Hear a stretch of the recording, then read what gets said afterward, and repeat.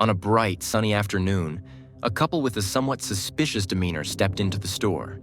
They had expected to be greeted by a member of staff, but to their surprise, the front area was completely empty. As they slowly moved further inside, calling out to see if anyone was around, something unusual caught their attention near one of the showroom sofas. Curiosity mixed with unease. They approached for a closer look, and what they saw left them frozen in shock and horror. In an instant, they understood the seriousness of the situation. Without hesitation, they hurried out of the store and immediately contacted the police. Within minutes, law enforcement officers arrived at the scene. Their inspection confirmed the couple's worst fears. It was Brianna. Her phone lay discarded nearby on the floor, and the area around her was meticulously examined by investigators. It became evident at once. This was not a scene of chance or accident, but the devastating reality of a life tragically lost. Dear viewers, thank you for choosing our video and our channel. We put a lot of effort into making sure you enjoy being with us. Brianna Kupfer was born on April 9, 1997, in the vibrant and sprawling city of Los Angeles, California. From the very beginning, it was clear to everyone around her that Brianna possessed a unique spark, a combination of intelligence, kindness, ambition, and creativity that set her apart in every environment she entered. She was raised in a warm and close-knit household, part of a large, loving family that included a younger sister and 2 brothers. Their home was always full of laughter, conversation, and support, values that would become central to the woman Brianna would grow into. Even as a young child, Brianna showed an incredible sense of drive and determination. Whether it was academics, extracurricular activities, or community events, she put her heart into everything she did. In school, she earned straight A's and excelled in a wide range of subjects, making her a favorite among her teachers and peers alike. But she was more than just a great student. Brianna also had a dynamic, outgoing personality and was deeply involved in school life. She became captain of her high school's cheerleading team, where she uplifted others not just with her energy, but with her leadership and integrity. Outside the classroom, Brianna was known for her kindness, her quick wit, and her ability to make friends wherever she went. She had a large social circle and was often the person others turned to for advice or simply to brighten their day. Her friends described her as someone who lit up every room she walked into, someone whose compassion and positivity left a lasting impression. After graduating high school, Brianna moved across the country to attend the University of Miami, where she pursued a degree in public relations. This was a natural fit for her. She had always been great at communication and loved working with people. During her college years, she seized the opportunity to participate in a student exchange program in Australia. That experience gave her new perspectives, lifelong friendships, and a deeper appreciation for different cultures and lifestyles. Following her undergraduate studies, Brianna returned to her hometown of Los Angeles, ready to take the next step in her journey. She enrolled in a graduate program at UCLA, where she focused on architectural and interior design, a field that combined her eye for aesthetics with her love of structure and detail. This new chapter brought out her creative side even more. Brianna had always been passionate about design and fashion. She spent countless hours sketching clothing ideas, crafting her own garments, and dreaming of one day launching a fashion line that fused elegance with individuality. She led an active, healthy lifestyle and found joy in physical activity. Yoga was part of her regular routine, and she also enjoyed dancing and had recently started taking boxing lessons, a hobby that surprised some people, but to those who knew her, it made perfect sense. It was another example of Brianna's fearless nature and her willingness to try new things. After moving back to Los Angeles, she initially lived with her parents, enjoying the comfort of home and the support of her family. But as her graduate program became more demanding, she decided to move closer to campus for convenience. She found an apartment and moved in with a friend, sharing both the rent and the excitement of this new stage of adulthood. To support herself financially, Brianna took a part-time job as a design consultant at a high-end furniture store. The job suited her perfectly. It allowed her to work with customers, stay creative, and apply what she was learning in school. On January 13, 2022, the day began like any other. Brianna, 24 years old at the time, got ready for work and headed out to the furniture store where she was scheduled for a solo shift. She had generously agreed to cover for a coworker who had a scheduling conflict, Though it was a typical workday, Brianna was always responsible and professional, and she arrived early to open the shop and prepare for customers. At approximately 1:30 p.m., Brianna sent her manager a message that raised concern. In the message, she wrote, "Can you call me? There's a customer here, and I'm getting a weird feeling." Unfortunately, the message wasn't seen immediately. By the time her manager noticed it and called Brianna back, there was no answer. She attempted to reach the store's landline, but once again, there was no response. This silence was out of character for Brianna. A short while later, an unsuspecting couple walked into the store. Expecting to be greeted by a staff member, they were surprised to find the front of the shop empty. As they moved through the space calling out, they noticed something unusual near one of the showroom sofas. When they looked closer, what they found was shocking and deeply distressing.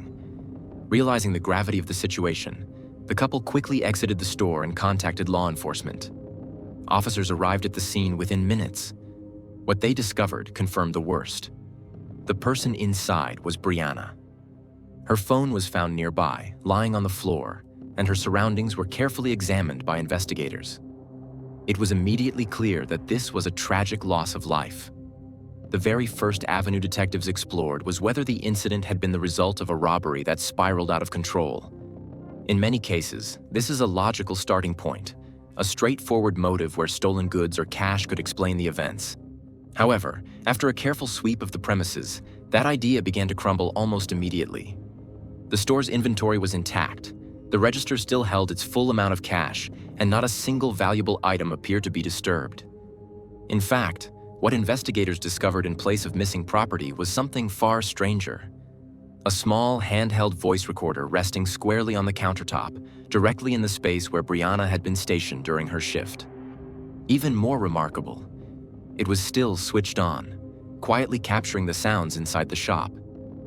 When the detectives played the audio for the first time, the scene that emerged was startling in its clarity. The recording began with the gentle, familiar chime of the store's front doorbell, a sound that had greeted countless customers before. Moments later came Brianna's voice, warm and professional, extending her usual friendly greeting to whoever had just entered. A male voice responded, explaining in a casual tone that he and his girlfriend were searching for a new sofa. Without hesitation, Brianna shifted into her customer service mode, asking the right questions, guiding the conversation, and offering to walk him through the available selections. She spoke with practiced ease, the way a skilled employee would when helping someone narrow down choices. After a few exchanges, the man claimed he needed to check with his girlfriend and stepped outside. There was a brief lull on the recording, ambient noises filling the gap. But then, just a short while later, the sound of the door chime returned. The man was back. His tone was slightly different this time, more casual, even familiar, as he asked Brianna if she might share her social media information. Remaining courteous yet keeping within professional boundaries, Brianna politely declined, making it clear she preferred to keep the conversation centered on the store's business. What happened next was less straightforward. The man muttered something indistinct, words the recorder didn't quite capture clearly. Brianna's reply was firm but still calm. "No." His voice followed with a comment about possibly returning later. Ever the professional, she offered him a business card instead, the way she would for any potential customer, extending the interaction with politeness rather than tension. But the atmosphere shifted when, instead of leaving as expected, the man stayed inside. The sound of his voice became uneven, his pacing around the store deliberate and unusual. The recording caught fragments of his speech that hinted at agitation. Then came a command. "Put your phone down." This was followed by a sound that investigators instantly recognized when they first listened. A chilling, metallic slide, unmistakable to anyone familiar with it. The distinct noise of a blade being drawn from its housing. As the recording continued to play, investigators could hear the tone in Brianna Kupfer's voice shift. What began as a polite and professional exchange had clearly taken a darker turn. Her voice, once calm and composed, grew sharper, touched with fear. There was an edge of urgency as she asked the man to leave the store. With measured firmness, she told him that she had already contacted law enforcement and that help was on the way. But despite her clear warning, the individual did not back down. He remained inside the store, and the situation escalated. What unfolded next was unsettling. In those final moments, captured on the voice recorder that had been left behind, the confrontation reached its peak. The exact details of what transpired remain private out of respect for Brianna and her family, but the gravity of the moment is unmistakable. Eventually, the recording fell silent. The man left the store, and in his wake, the stillness was deafening. Not long after, Brianna's phone began to ring. It was her manager, returning the message Brianna had sent earlier. Tragically, that call would go unanswered. Just minutes later, the device captured the sound of the front door opening once more. A couple entered the store unaware of what they were walking into. What they discovered would change their lives forever. But the voice recorder held more than just that one harrowing clip. When investigators reviewed its contents further, they found an earlier audio file, one that dated back several months before the incident. In this recording, a man, believed to be the same individual, could be heard speaking in a troubling and erratic manner. His statements, filled with resentment, revealed a disturbing mindset. Authorities believed this added a psychological dimension to the case, suggesting that this act had not been random, but perhaps the result of growing anger or obsession. The voice recorder was immediately sent to a forensic lab, where specialists began the meticulous work of analyzing it for possible fingerprints, skin cells, and other DNA traces. In the meantime, detectives turned their attention to surveillance footage from the store. Multiple security cameras were installed inside the building, but unfortunately, none had a direct view of the area where the confrontation took place. Still, not all was lost. One of the cameras had captured the moment the man first entered the store and approached Brianna at the counter. While his face was obscured, hidden beneath a hoodie, dark sunglasses, and a medical mask, investigators were able to note key features about his appearance. He was of average height, with a medium build, and walked with a distinct stride. Outdoor surveillance cameras also picked him up leaving the store shortly after the time of the incident, calmly walking down the sidewalk and disappearing into the city. Inside the store, a detailed crime scene investigation was conducted. Among the evidence discovered was a partial shoe print found on one of the showroom couches. Investigators theorized that Brianna may have attempted to flee, possibly even vaulting over the couch to reach the door, while the individual pursued her from behind. The shoe print was thought to belong to the assailant, and forensic teams documented it thoroughly. Near that same area, they located the weapon used in the assault, a knife with a 7-inch blade, abandoned at the scene. This evidence offered a rare opportunity for DNA recovery. As detectives pieced together the case, they began to form a troubling profile. The suspect did not appear to have a clear motive connected to theft. Nothing was stolen, not even the money in the register. Instead, the actions seemed to point to someone acting on impulse or driven by internal struggles. Based on his attire and demeanor, investigators even considered the possibility that the individual might be experiencing homelessness or living transiently, a factor that could make tracking him significantly more difficult. While awaiting lab results from the recorder and the recovered items, law enforcement continued their efforts to locate additional video footage. In doing so, they uncovered a key clue. Roughly 30 minutes after the incident occurred, the same man was seen entering a nearby grocery store. His appearance had not changed. He wore the same clothing, moved in the same way. Another potential break in the case came from an employee at a chiropractic clinic located just a few doors down from where Brianna worked. She told officers that a man matching the suspect's description had entered their clinic only minutes before the incident, asked a few vague questions, and then left quickly. He didn't appear to be seriously interested in their services, leading employees to feel something was off. Detectives canvassed additional businesses along the same street and uncovered a troubling pattern. The man had visited 5 other stores that day, walking in, looking around, and promptly leaving. In each case, there were multiple people inside, either staff or customers.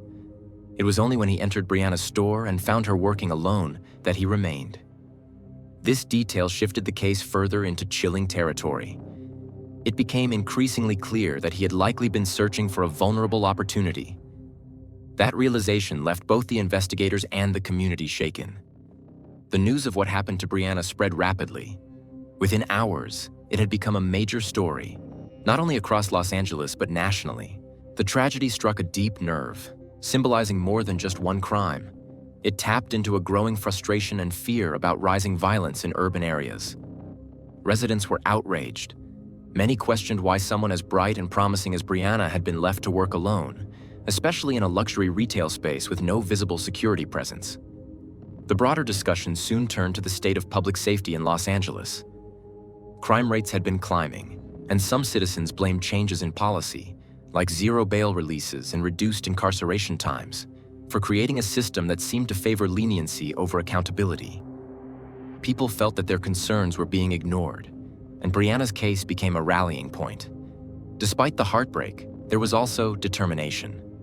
The furniture store where Brianna had worked joined forces with her family and local organizations to offer a significant reward, $250,000, for information that would lead to the arrest and conviction of the person responsible. The reward money, an impressive $250,000, drew in a wave of public interest. In the days that followed the announcement, hundreds of tips flooded in from across Los Angeles and beyond. People were eager to help, scanning CCTV clips and surveillance stills, analyzing photos, and reporting any individual they thought might match the image of the man seen leaving the scene that tragic day. But as hopeful as these early leads were, none of them brought law enforcement any closer to the person responsible. Days turned into a week. Brianna's family, the investigators, and the community at large waited anxiously for a breakthrough. Then, finally, one arrived. The results from the forensic lab came back, and they offered the first concrete connection between the crime and a suspect. DNA recovered from the weapon used in the attack, carefully preserved and analyzed by experts, matched that of a 31-year-old man named Sean Laval Smith. Detectives immediately pulled his file and quickly confirmed what they had already suspected. Locating him was not going to be easy. Sean had no known permanent address. He had lived in different areas across Southern California, and more recently, he had been considered unhoused, frequently moving from one part of the city to another. Without a fixed location, tracking his movements would require extensive coordination between police departments, public agencies, and community tip lines. Authorities quickly distributed his photo and details to precincts throughout the region and updated the public through media channels. As the story made headlines again, new information emerged, this time about Sean's past. Journalists and concerned citizens unearthed his criminal record, and what they found was alarming. His rap sheet stretched across multiple states and included a long list of offenses. Some were nonviolent, such as shoplifting and trespassing, but others were more serious. In one case, he was accused of assaulting a police officer and reportedly biting the officer's finger. He had been arrested several times for entering private property without permission and had a pattern of disregarding court orders and parole conditions. Just weeks before the attack on Brianna, Sean had been released from custody following yet another short sentence. According to public records, he quickly violated the terms of his supervised release. Instead of being held accountable and returned to jail, he effectively disappeared, falling through the cracks of an overburdened legal system. That oversight would prove to be devastating. The public's reaction to these revelations was swift and emotional. The frustration wasn't limited to what had happened to Brianna. It extended to what many saw as systemic failures. People were outraged that an individual with such a record, who had been given numerous second chances, could remain free despite repeatedly showing a pattern of disregard for the law. On social media, talk shows, and local news, the public rallied even more. Still, police continued their search. Every tip that came in was logged, investigated, and followed up. But for several days, the manhunt yielded no promising leads. Then, on January 19th, a turning point came. That afternoon, a man was driving through Los Angeles when he spotted someone on the sidewalk who looked strikingly similar to the person shown in the surveillance videos. The man didn't act on impulse. Instead, he calmly drove around the block and passed the individual a second time, paying close attention. This time, he noticed a key detail: the same distinctive backpack that the suspect had been carrying in the footage released by authorities. The driver immediately contacted the police and provided a detailed description of the location and the individual. Officers were dispatched to the area without delay. When they arrived, they spotted the man quickly. He matched Sean's appearance almost exactly. Same build, same clothing, and the same backpack. But when officers approached him and asked for identification, he gave them a different name, claiming to be someone else entirely. The officers, prepared for this kind of response, brought a portable fingerprint scanner to the scene. Within minutes, the scanner confirmed their suspicion. The man standing before them was indeed Sean Laval Smith. He was arrested without incident and taken into custody. Despite being captured and positively identified, Sean refused to acknowledge any involvement in the crime. He declined to cooperate with investigators and did not offer any statements that would clarify what had happened. Even in the face of overwhelming evidence, he maintained his silence. Prosecutors wasted no time. They announced that they would be pursuing the maximum sentence available under California law. However, the death penalty was not considered. The district attorney, in a public statement, reiterated his long-standing opposition to capital punishment. He explained that it was not viewed as an effective deterrent and would not be sought in this case. This announcement was met with mixed reactions. While some members of the community agreed with the district attorney's position, others expressed anger and disappointment, believing that the severity of the crime warranted the harshest punishment possible. In the months that followed, legal proceedings moved slowly but steadily. Sean was given a full psychiatric evaluation to determine his mental state at the time of the offense and whether he would be fit to stand trial. The results came back clear. According to professionals, he had understood his actions and was mentally competent. Then came a twist. In a surprising move, Sean requested to represent himself in court. Under U.S. law, individuals have the right to do so if deemed competent, and the judge reluctantly granted his request. But that decision was short-lived. At his very first hearing, Sean behaved erratically. He interrupted proceedings, lashed out verbally at the presiding judge, and demonstrated conduct that was disruptive and inappropriate for the courtroom. The judge quickly revoked his right to self-representation and appointed a public defender to take over.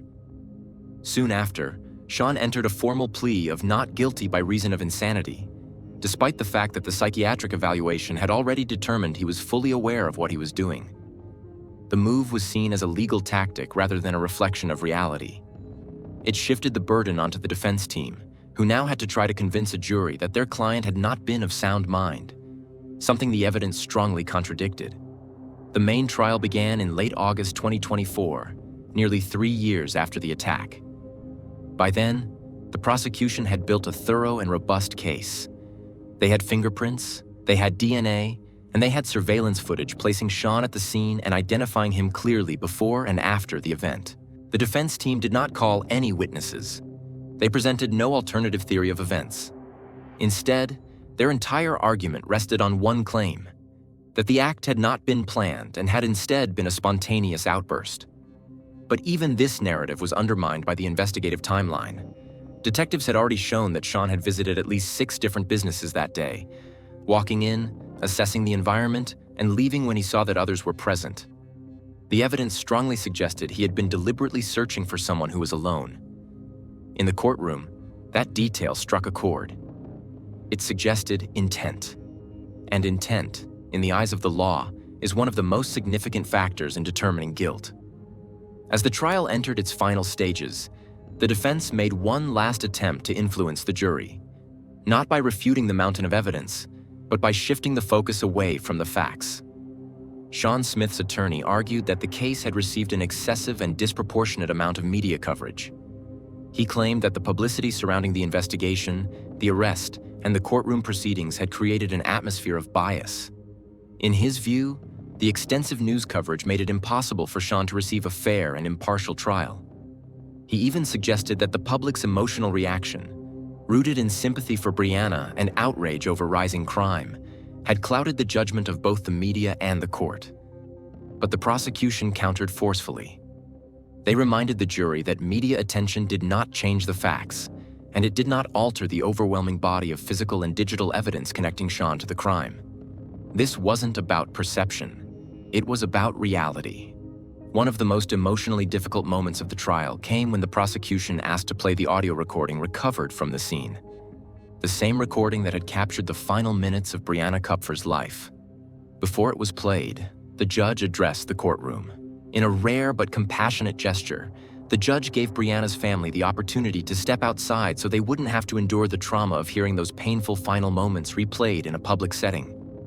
Many family members accepted that offer, supported by court staff and grief counselors. As a further measure of respect and protection, the judge later issued a permanent order. The recording would remain sealed and would never be made public under any circumstance. In addition to that harrowing audio, the court also presented other recordings, ones that had been discovered on the same device. In one particular clip, the defendant could be heard speaking candidly about his hostility toward women. The tone of the recording, combined with his words, was deeply unsettling. He spoke not only with anger but with intent, expressing thoughts that, when heard in court, left jurors visibly shaken. These statements helped establish what prosecutors argued was a clear pattern. This was not an impulsive act, but something rooted in a long-standing mindset. As the trial drew to a close, it became increasingly clear that the evidence against Sean Smith was both extensive and deeply persuasive. The jury, made up of 12 individuals from different backgrounds and walks of life, retired to deliberate. They returned to the courtroom in just under an hour, an astonishingly brief period that reflected how decisive the evidence truly was. Their verdict was unanimous. Sean Smith was found guilty on all counts. Months later, he was brought back before the court for sentencing. During this phase, the judge reviewed additional materials and requested a second round of psychological assessments.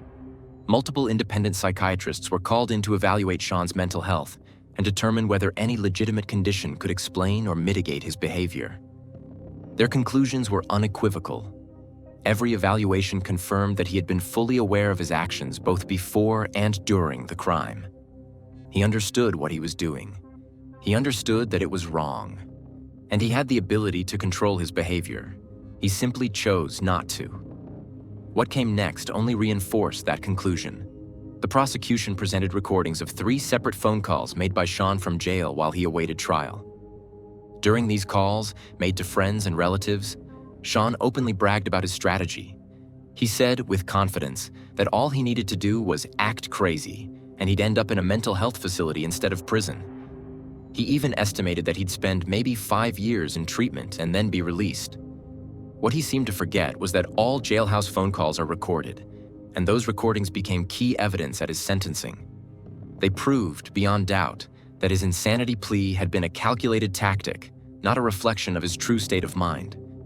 With this new information, the judge ruled definitively that Sean Smith was mentally competent. There would be no further delay. Sean was sentenced to life in prison without the possibility of parole, a punishment that, on paper, should mean he will never walk free again. However, due to recent changes in California state law, individuals serving life without parole may technically be allowed to apply for parole under specific circumstances in the distant future. The judge, aware of this legal nuance, made a powerful statement. He said that, in his view, no future petition for release should ever be granted, given the shocking nature of the crime and the clear intent behind it. His words echoed throughout the courtroom and were met with quiet approval from Brianna's family, friends, and supporters. As for Sean's motive, it remained hauntingly simple and devastatingly senseless. Despite the hours of trial testimony, expert analysis, and legal arguments, no coherent reason ever emerged. Based on his own words and recordings, it appeared that his motive was rooted in hatred, not toward Brianna personally, but toward women in general. It was chilling to realize that this wasn't about a particular conflict or moment of rage. Sean had entered 6 other stores that day before settling on Brianna's workplace. In every other location, there had been multiple people present. But when he found someone working alone, he chose to stay. It didn't matter who she was. What mattered was that she was alone. And she was a woman. That fact alone painted a deeply disturbing picture, and it left a permanent scar on everyone who followed the case. With the sentencing concluded, Sean was taken to begin serving his sentence. But while legal justice had been served, the emotional aftermath of the case continued to ripple outward.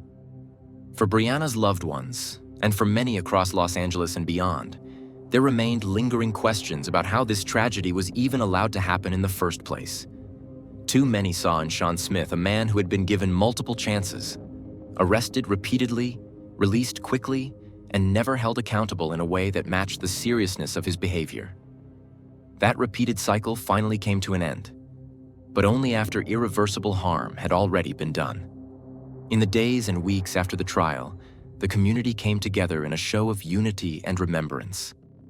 Outside the store where Brianna had worked and where her life had been taken, residents and friends built a memorial. It began with a few bouquets and handwritten notes, but soon it grew into something larger. There were candles, photographs, signs, and flowers covering the sidewalk. Strangers stopped by just to pay their respects. Some left drawings, others tied ribbons to the trees nearby. People shared stories about Brianna, how kind she had been, how ambitious, how full of promise. It became a space not only for mourning but for healing, a place where the community could come together and say, "We remember, we care, and we will not forget."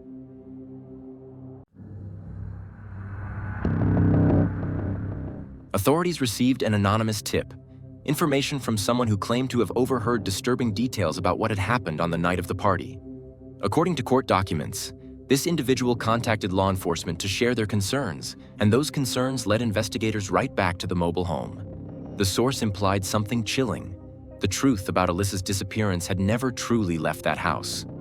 Whatever had happened to her was still there, hidden somewhere within those four walls. On February 8th, 2018, 5 days after Alyssa was last seen, law enforcement secured a search warrant and returned to the residence. What they uncovered inside would forever change the course of the investigation. There, within the confines of the mobile home, they found Alyssa. It was a devastating discovery. Just days earlier, she had left home brimming with energy and plans, eager to spend time with friends. Now she had become the center of a tragedy, her life cut short, her story ending far sooner than anyone could have imagined.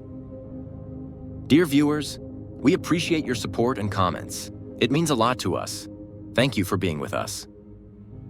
Alyssa Noceda was born on August 25th, 1999, in Everett, Washington, a modest working-class city located roughly 25 miles north of Seattle. Surrounded by the misty beauty of the Pacific Northwest, Everett was a place defined by hardworking families, tight-knit communities, and a mix of suburban life with access to both the sea and the city. For Alyssa, this was home. It was where she took her first steps, spoke her first words, and began shaping the strong, determined character she would later become known for. As the firstborn daughter to her mother, Gina Noceda, Alyssa quickly took on a role of responsibility and leadership in the family. She was a protective older sister to her younger sibling, who was only 7 years old in 2018. According to Gina, Alyssa had always been an energetic and social child. She was outgoing and talkative, someone who found it easy to make connections. Whether in school or in her neighborhood, Alyssa's personality stood out. She was intelligent, thoughtful, and full of determination. A girl who smiled easily and carried herself with confidence. She attended Mariner High School, a large public high school in Everett recognized for its diverse student population and spirited community. Alyssa's early years there were marked by enthusiasm and involvement, but like many teenagers navigating their way through life, her path wasn't always straight. Sometime around 2016 or 2017, Alyssa decided to take a temporary break from school. It wasn't a decision made lightly, but rather one shaped by personal challenges and the desire to recalibrate. Instead of spending her time idly during that break, Alyssa decided to do something meaningful. She got a job. She began working at a pizza restaurant on Whidbey Island, a picturesque and peaceful location across the waters of Puget Sound. Getting there wasn't easy. Every workday required her to take a ferry from the Mukilteo terminal, followed by additional travel to reach her job. Depending on the time of day and the ferry schedule, the commute could take well over an hour in each direction. But Alyssa never complained. The job may have been physically demanding and the hours long, but she embraced the challenge. Her position at the pizza place became more than just a source of income. It became a symbol of her growing independence. Gina remembered how proud Alyssa was to be earning her own money, managing her responsibilities, and getting a taste of adult life. It was during this time that Alyssa began thinking more deeply about her future. She wasn't content just coasting through life. She had ambitions, and even though she had temporarily stepped away from high school, she hadn't given up on her education. Alyssa's bond with her family, especially her younger sister, remained strong. She wanted to be a role model, someone her little sister could look up to. Her mother described her as someone who truly understood what it meant to work hard and bounce back. By early 2018, Alyssa had started organizing the paperwork needed to re-enroll at Mariner High School. Her plan was to graduate with her peers, walk across the stage with friends, and celebrate that achievement with the people who meant the most to her. For Alyssa, returning to school wasn't just an obligation. It was a goal she genuinely wanted to accomplish. Outside of work and her academic plans, Alyssa lived the life of a typical 18-year-old. She enjoyed simple pleasures, spending time with friends, listening to music, going out for food, or just relaxing at home. She was social and outgoing, but also grounded. She liked being in Everett, where she was familiar with the rhythm of the city and knew the spots where young people hung out. Cozy coffee shops, local parks, and the occasional small party at a friend's place. She wasn't reckless, but she did enjoy having fun. Alyssa knew how to balance responsibility with freedom. On the evening of February 3rd, 2018, Alyssa kissed her mom goodbye before heading out the door. It was a Saturday night, and she had plans to attend a party. Not a wild or raucous event, but the kind of casual get-together that was typical for her age group. Before leaving, Alyssa packed a small bag with an extra set of clothes. That simple gesture suggested she planned to stay over at the party location or a friend's place afterward. This wasn't unusual for her. It was something she'd done before. Her mom, Gina, trusted her. Alyssa was the kind of daughter who stayed in touch, checked in when she was out, and generally made responsible choices. She told her mother that the party was being held at a mobile home in the 400 block of Lakeview Road near Martha Lake, an area located just a short drive from their home. It was a neighborhood she knew. She had friends there. It wasn't unfamiliar territory. As she left, she called out to her family, saying she loved them. At the time, it seemed like a regular goodbye, just something she often said without much thought. But for Gina, that memory would later take on a deeper, more emotional significance. Martha Lake, located in Linwood, is a quiet suburban pocket nestled about 15 miles north of Seattle. The area is known for its peaceful atmosphere, local families, and clusters of mobile homes and apartment complexes. The mobile home park where the party took place was not unlike many others in the area. Compact, with homes close together, and frequented by local teens and young adults. It was a known hangout spot, a place where people gathered on weekends to unwind, laugh, and catch up on each other's lives. Alyssa wasn't walking into unfamiliar territory that night. She had been to gatherings like this before, and she recognized several of the people who would be there. It was the sort of place where a circle of friends might meet to decompress after a long week. Her expectations were simple and ordinary. A few hours of music drifting from a speaker in the corner, easy laughter from familiar voices, light-hearted conversations, maybe a couple of drinks, and the relief of stepping away from the grind of classes, part-time work, and the thousand small stresses that cling to young adulthood. For someone her age, this was a weekend ritual, an unremarkable slice of small-town life, the kind of night that promised nothing dramatic, nothing dangerous, nothing more than a pause from responsibility before Monday came knocking again. The picture of what happened that evening comes almost entirely from court records, official police accounts, and the memories of those who were there. Witnesses later testified that Alyssa did indeed arrive at the mobile home just as planned, greeted by a mix of nods, hugs, and casual hellos. Inside, the mood was understated, not the raucous chaos of a television drama. Conversations happened in small clusters. Some people sprawled comfortably on worn couches, others perched on bar stools in the kitchen, cups in hand. It wasn't a wild scene. No blaring chaos, no shouting over the music. It was simply a weekend gathering of acquaintances, classmates, and friends who had crossed paths enough times to share easy company. Alyssa slipped seamlessly into the flow of the night. She was known for her warm, approachable energy, quick with a smile, naturally good at drawing others into a conversation without making it feel forced. She laughed easily, listening as much as she spoke, and people seemed to lean toward her in conversation without even realizing it. There was no tension in her demeanor, no nervous edge, nothing to hint at any trouble ahead. But as the hours passed and night turned into early morning, something shifted. According to official court documents and witness reports, Alyssa spent part of the evening in one of the bedrooms inside the mobile home on Lakeview Road. She was seen socializing there with others who had come to the party, laughing, chatting, and participating in the usual energy of a weekend gathering among young people. The bedroom, in the early stages of the investigation, appeared to be just another space where teens and young adults hung out. However, it would later become a critical focal point in the search for answers. At this point in time, little was known about what exactly occurred in that room. Friends recalled Alyssa being present, part of the crowd, sharing in the conversation and the mood of the night. There was nothing especially alarming to onlookers. She didn't appear distressed or out of place. But as the night progressed into the early hours of the morning, something shifted. Somewhere along the timeline of the party, something went wrong. Subtle at first, it would soon become a devastating turning point. The following morning, February 4th, 2018, came quietly.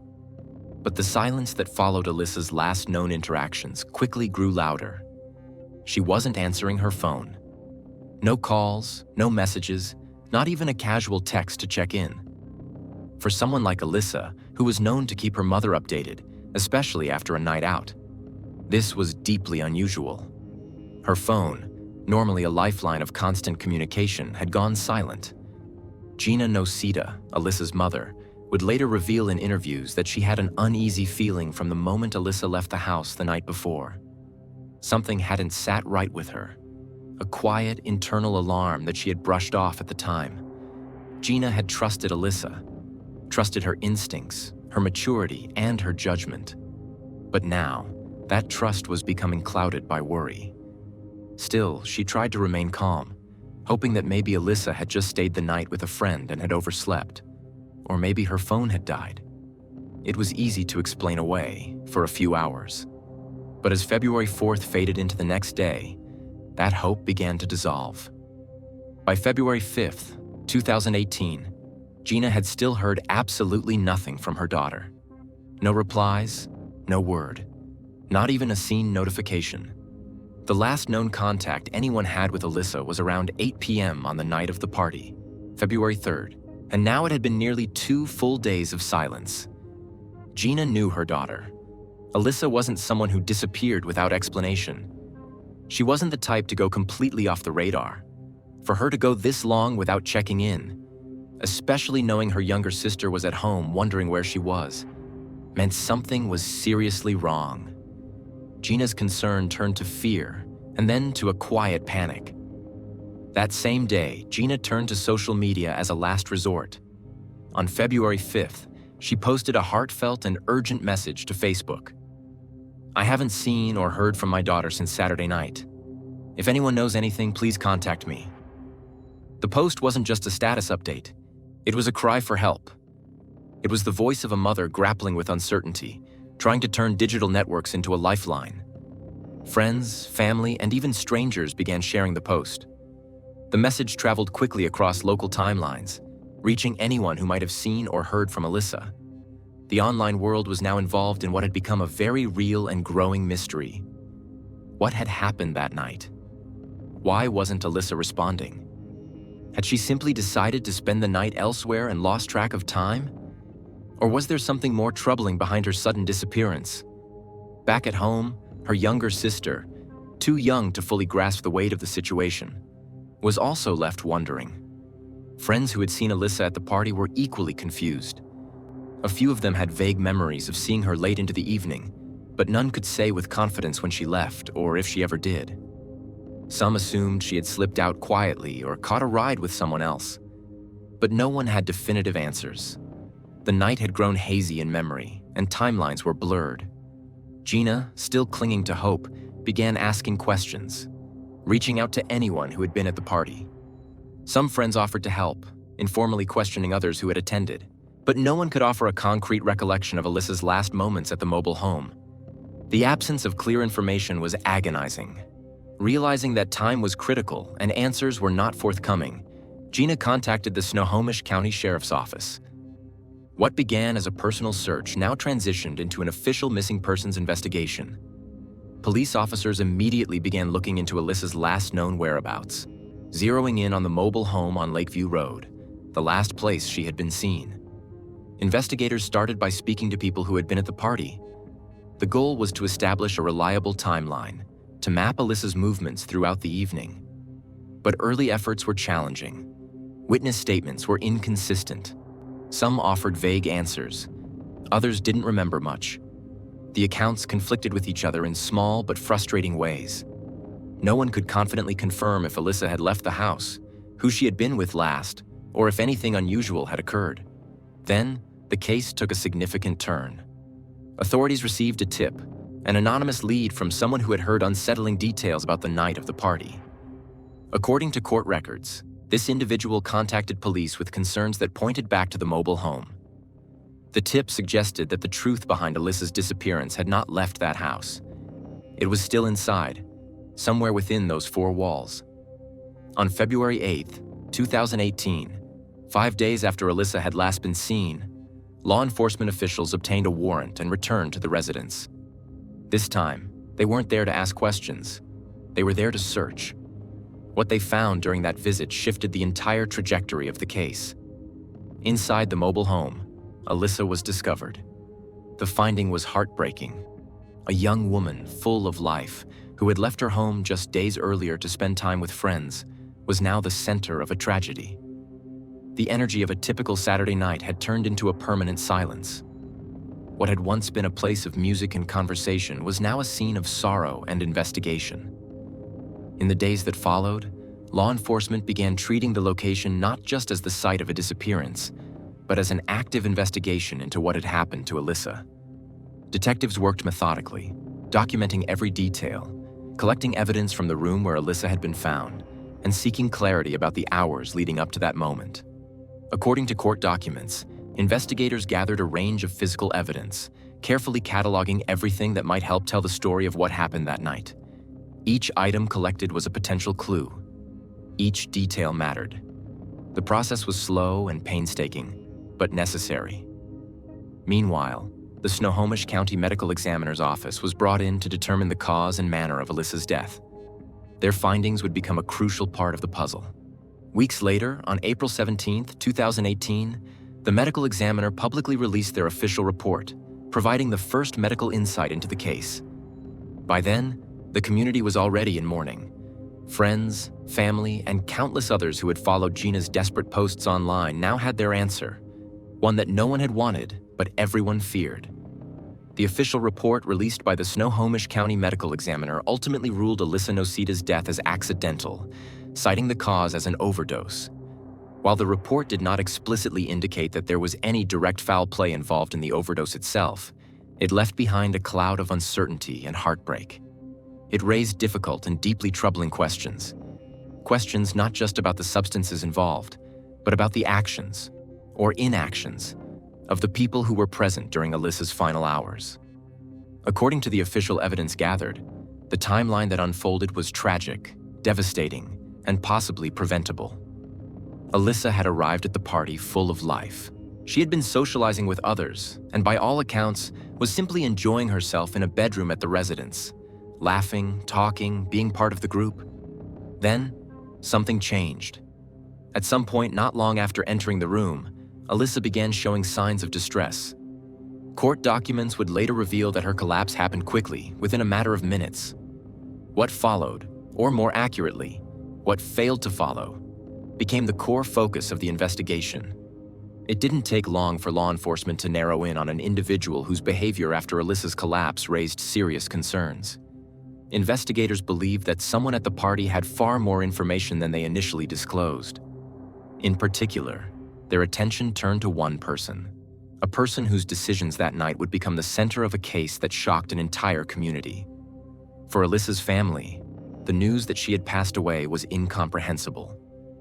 Gina Nocita, who had spent sleepless nights desperately searching for her daughter, found herself thrust into a nightmare.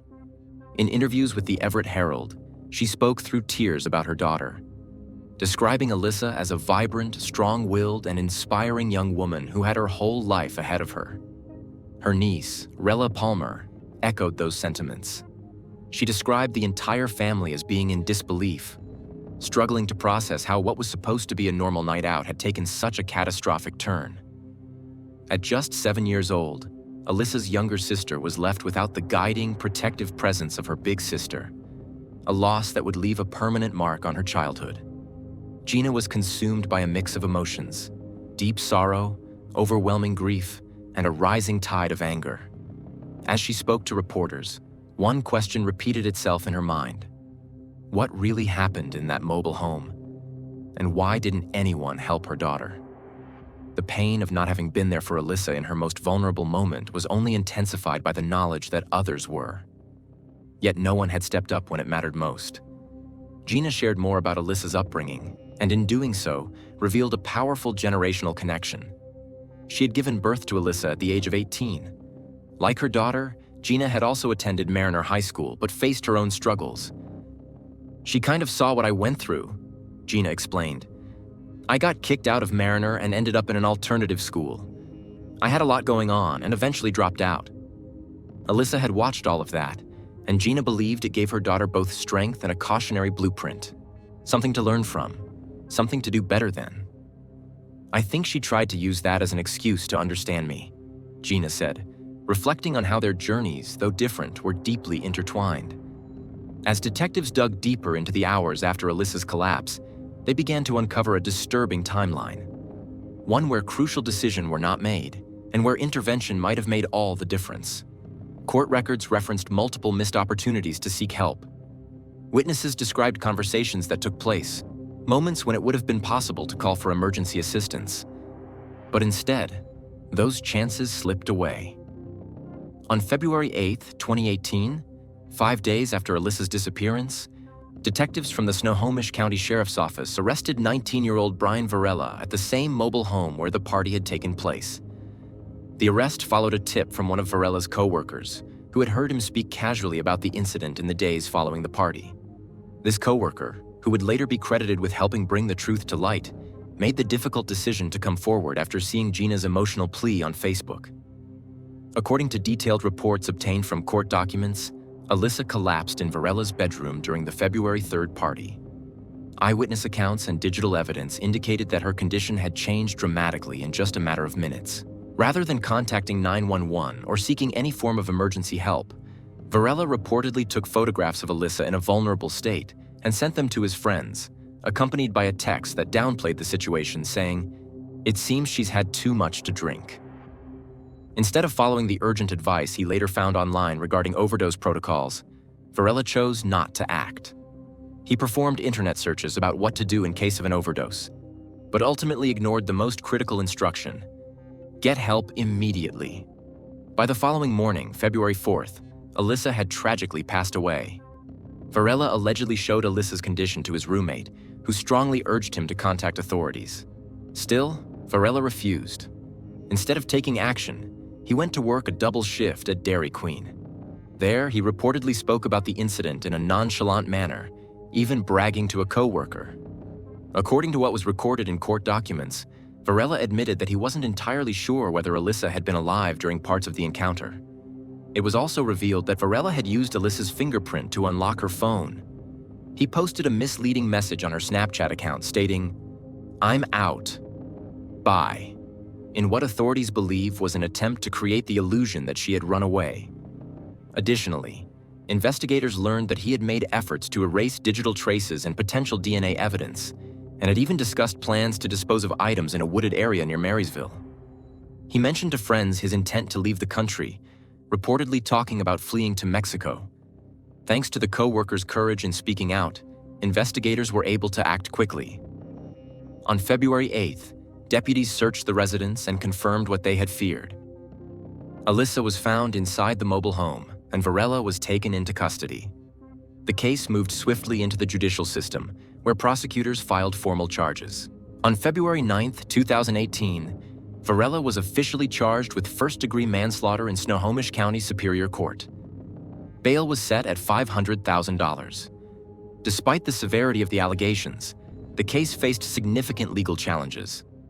According to state law in Washington at the time, failing to seek help for an overdose victim was not necessarily prosecutable unless the victim was elderly, pregnant, or a child. This legal gap made proving manslaughter difficult, despite the overwhelming moral outrage. Still, the evidence was strong, and public interest in the case was growing.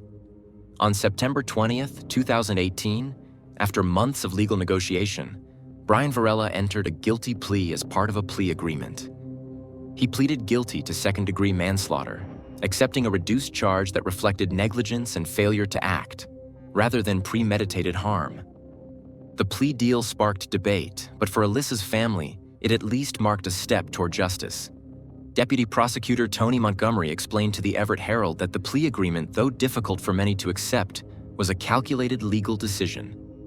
It wasn't about minimizing the tragedy or ignoring the pain of Alyssa's family, he said, but about ensuring a conviction that would hold up in court. The reality was sobering. Washington's legal framework at the time left room for ambiguity in cases like this. Taking the case to trial risked an acquittal, or at the very least, a reduction of charges due to technical limitations in how the law treated cases of neglect that led to an overdose in a young adult. In the face of those legal constraints, the prosecution opted for certainty, even if it came at a cost emotionally. The sentencing hearing on November 15, 2018, was somber and emotionally charged. The courtroom was filled to capacity. Family members, friends, and community supporters sat shoulder to shoulder, many of them wearing black sweatshirts with the words, "Justice for Alyssa," printed boldly across the front. Some hoodies bore an image of Alyssa smiling, radiant framed by delicate angel wings. The symbolism was clear.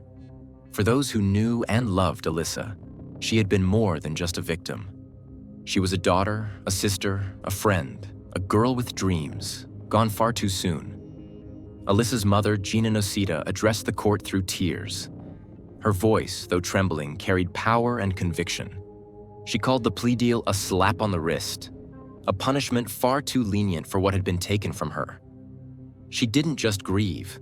She challenged the very system that allowed her daughter's life to be reduced to months behind bars for the person involved. She described Varela's actions that night as not only careless, but heartless, emphasizing how difficult it was to comprehend how someone could witness another person in distress and do nothing. Another voice that spoke up that day belonged to Catherine Kossel, a friend of Alyssa's. She drew attention to something that had deeply disturbed many people familiar with the case: the fact that other young men had also received the photos of Alyssa in distress. According to court records and statements, some of them even made cruel and inappropriate jokes in response. Catherine's voice was steady but filled with frustration. "They cracked sickening jokes too," she said, "but they aren't facing any punishment for failing to call for help." Her words hit hard, shining a light on a larger issue: that inaction can be just as damaging as action when lives are at stake. On the other side of the courtroom, Varela's defense attorney made a plea for leniency. He pointed out that Varela had no previous criminal record. He had admitted guilt, entered a plea, and, according to his defense team, had shown remorse. When Varela himself was allowed to speak, his statement was brief. He didn't offer any detailed explanation or long-winded apology. Instead, as recorded in the official transcript, he said, "I'm sorry for my foolish actions. Whatever I get is what I deserve." The courtroom remained silent after his words, some hearing a flicker of regret, others seeing them as far too little, too late. Deputy Prosecutor Montgomery, however, pushed for the maximum allowable sentence. He made it clear to the court that Varela's choices that night were not simply foolish. They were callous, dangerous, and showed a stunning level of disregard for another human being's life. The prosecutor emphasized that it wasn't just the overdose itself that led to tragedy, but the failure to act, the hours of delay, the texts sent instead of calls for help, and the deception that followed. When it was time for Superior Court Judge Linda Sessi to deliver her final remarks, she did not hide her frustration with the limitations imposed on her by the sentencing guidelines. Looking directly at Varela, she said, "You described your behavior as foolish. I think that's a gross understatement. It's deeply concerning, and I certainly understand why the victim's family and friends feel surprised, even outraged, by the sentence that must be imposed here." She went on to note how, under Washington state law, someone with no prior criminal history, no matter how serious the offense, could not receive more than 34 months in prison for second-degree manslaughter in this type of case. Judge Cece noted that, paradoxically, in some jurisdictions, individuals charged with auto theft or property damage could face longer sentences than what was available in this case involving the loss of a life. With visible reluctance and solemnity, Judge Cece sentenced Brian Varela to 34 months in prison, the maximum allowed under the law for the charges he faced. That translated to 2 years and 10 months, with potential reductions for good behavior, as allowed by state statute. For Alyssa's loved ones, the sentencing may have marked the end of the courtroom proceedings, but it did not bring closure. Outside the courthouse, Gina Nocita spoke to members of the media. Holding a photograph of her daughter, she voiced what many had been thinking. "It's a joke," she said bitterly. "Usually, people who do stuff like this don't get away with just a slap on the wrist. We were told the law's hands were tied, but how can that be right? How can someone do so little to help and then walk away in just a couple of years?" The sentiment echoed throughout the community. Many Everett and Linwood residents, including teachers, neighbors, and friends of Alyssa's, took to social media to express their disappointment in the system. Posts were filled with grief, anger, and support for Gina's family. Rallies and local gatherings were held in Alyssa's memory, each one emphasizing the importance of intervention, responsibility, and compassion. In the weeks that followed, Gina Nocita vowed not to let her daughter's death be forgotten, or reduced to a cautionary tale buried in a legal archive. She began speaking out publicly, not only about Alyssa's case, but about the need for legal reform. She expressed interest in seeking a retrial or legislative changes that would hold people accountable for failing to act during medical emergencies, especially when it involves vulnerable or incapacitated individuals. Her mission was fueled by more than grief. It was fueled by purpose. Gina wanted to ensure that no other mother would have to stand in front of a judge and hear that the law had done all it could, even when that didn't feel like enough. She hoped to push for clearer laws around duty to assist, advocating for stronger protections for overdose victims and harsher consequences for those who walk away. Alyssa Nocita was remembered not only as a young woman who once worked late nights at a pizza shop on Whidbey Island, but as someone with dreams, resilience, and a life full of potential. Her story is a tragic reminder of how a single night, a seemingly ordinary gathering, can take a devastating turn. It also stands as a call to action, for communities to look out for one another, for bystanders to become upstanders.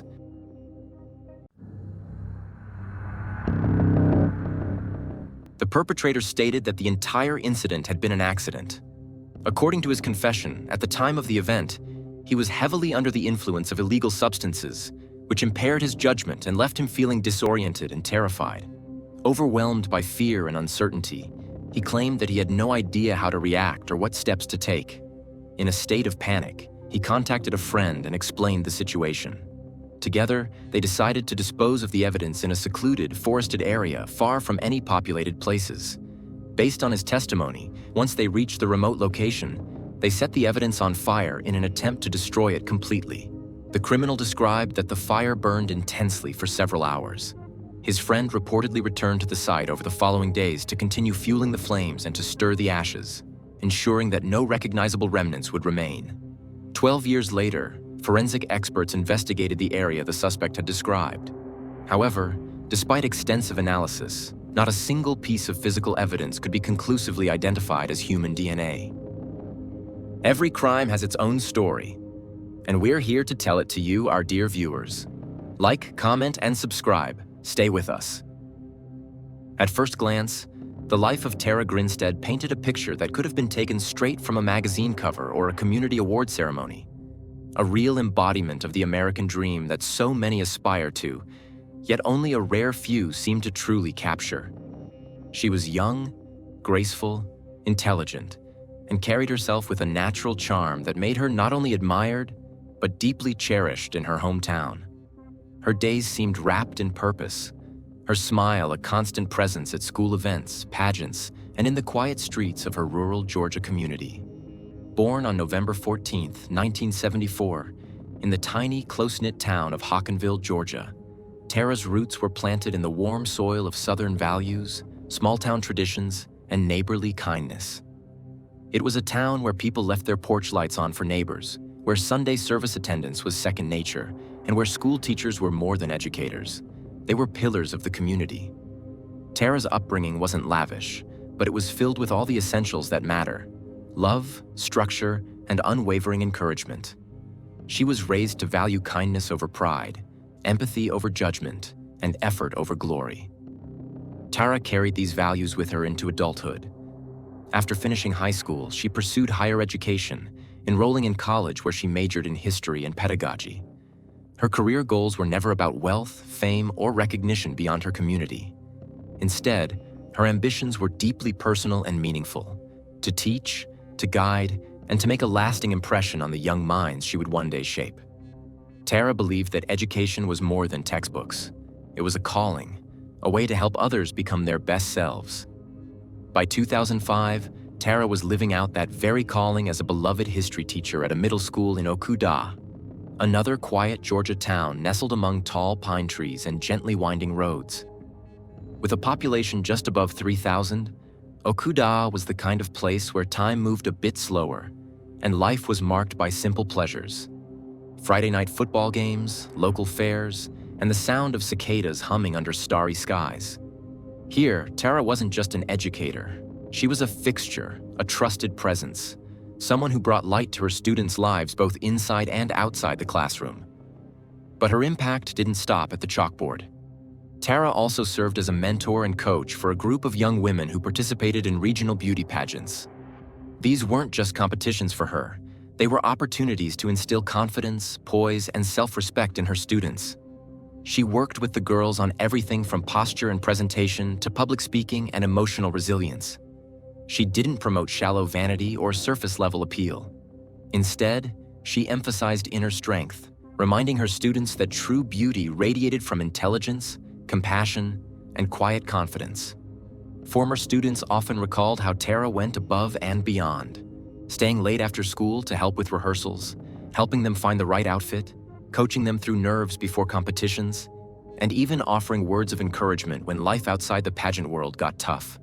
She'd bring snacks from home, tell lighthearted stories from her own teenage years, and remind the girls that they were more than crowns or titles.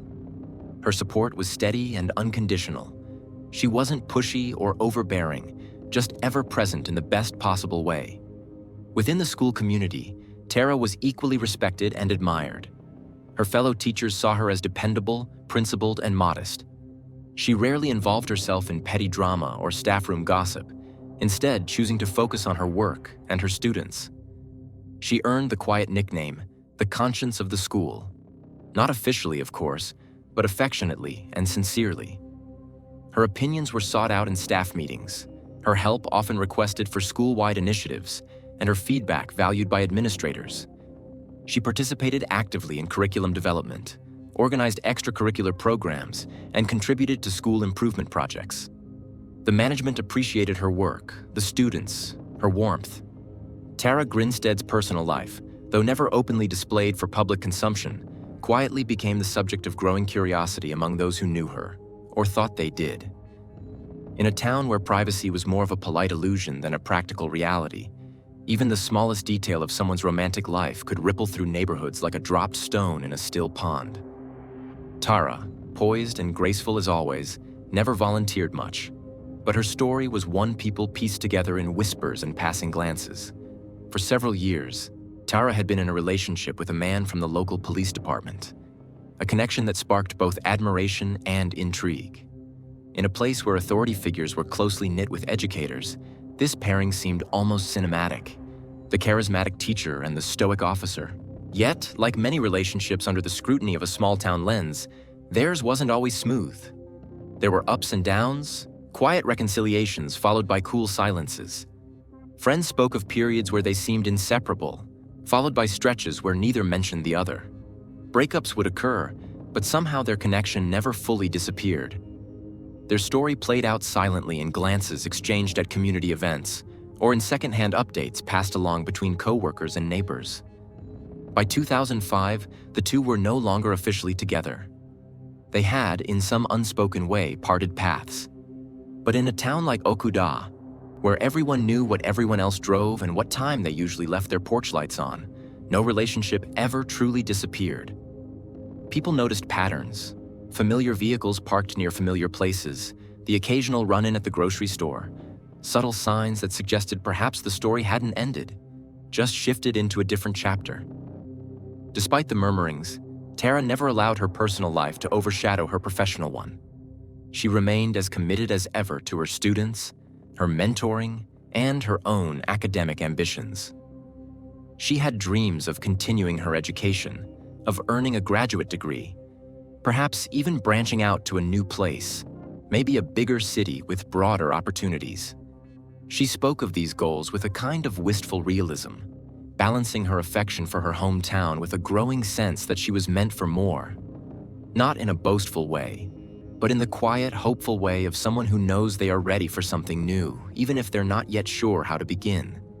And yet, there were subtleties in her behavior that, in hindsight, struck some friends as odd. In the final months of her life, a subtle change began to take shape. She wasn't overtly troubled, but something in her demeanor seemed less at ease. Close friends recalled moments when she appeared distracted or preoccupied, as if her thoughts were elsewhere. There were comments, slight, offhand remarks, about feeling like someone might be watching her.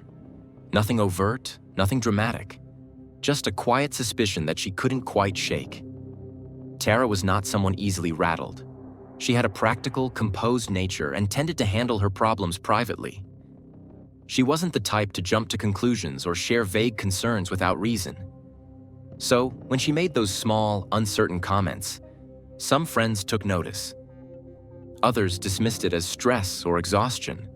After all, she was juggling work, social obligations, and decisions about her future. Being anxious was, in some ways, understandable.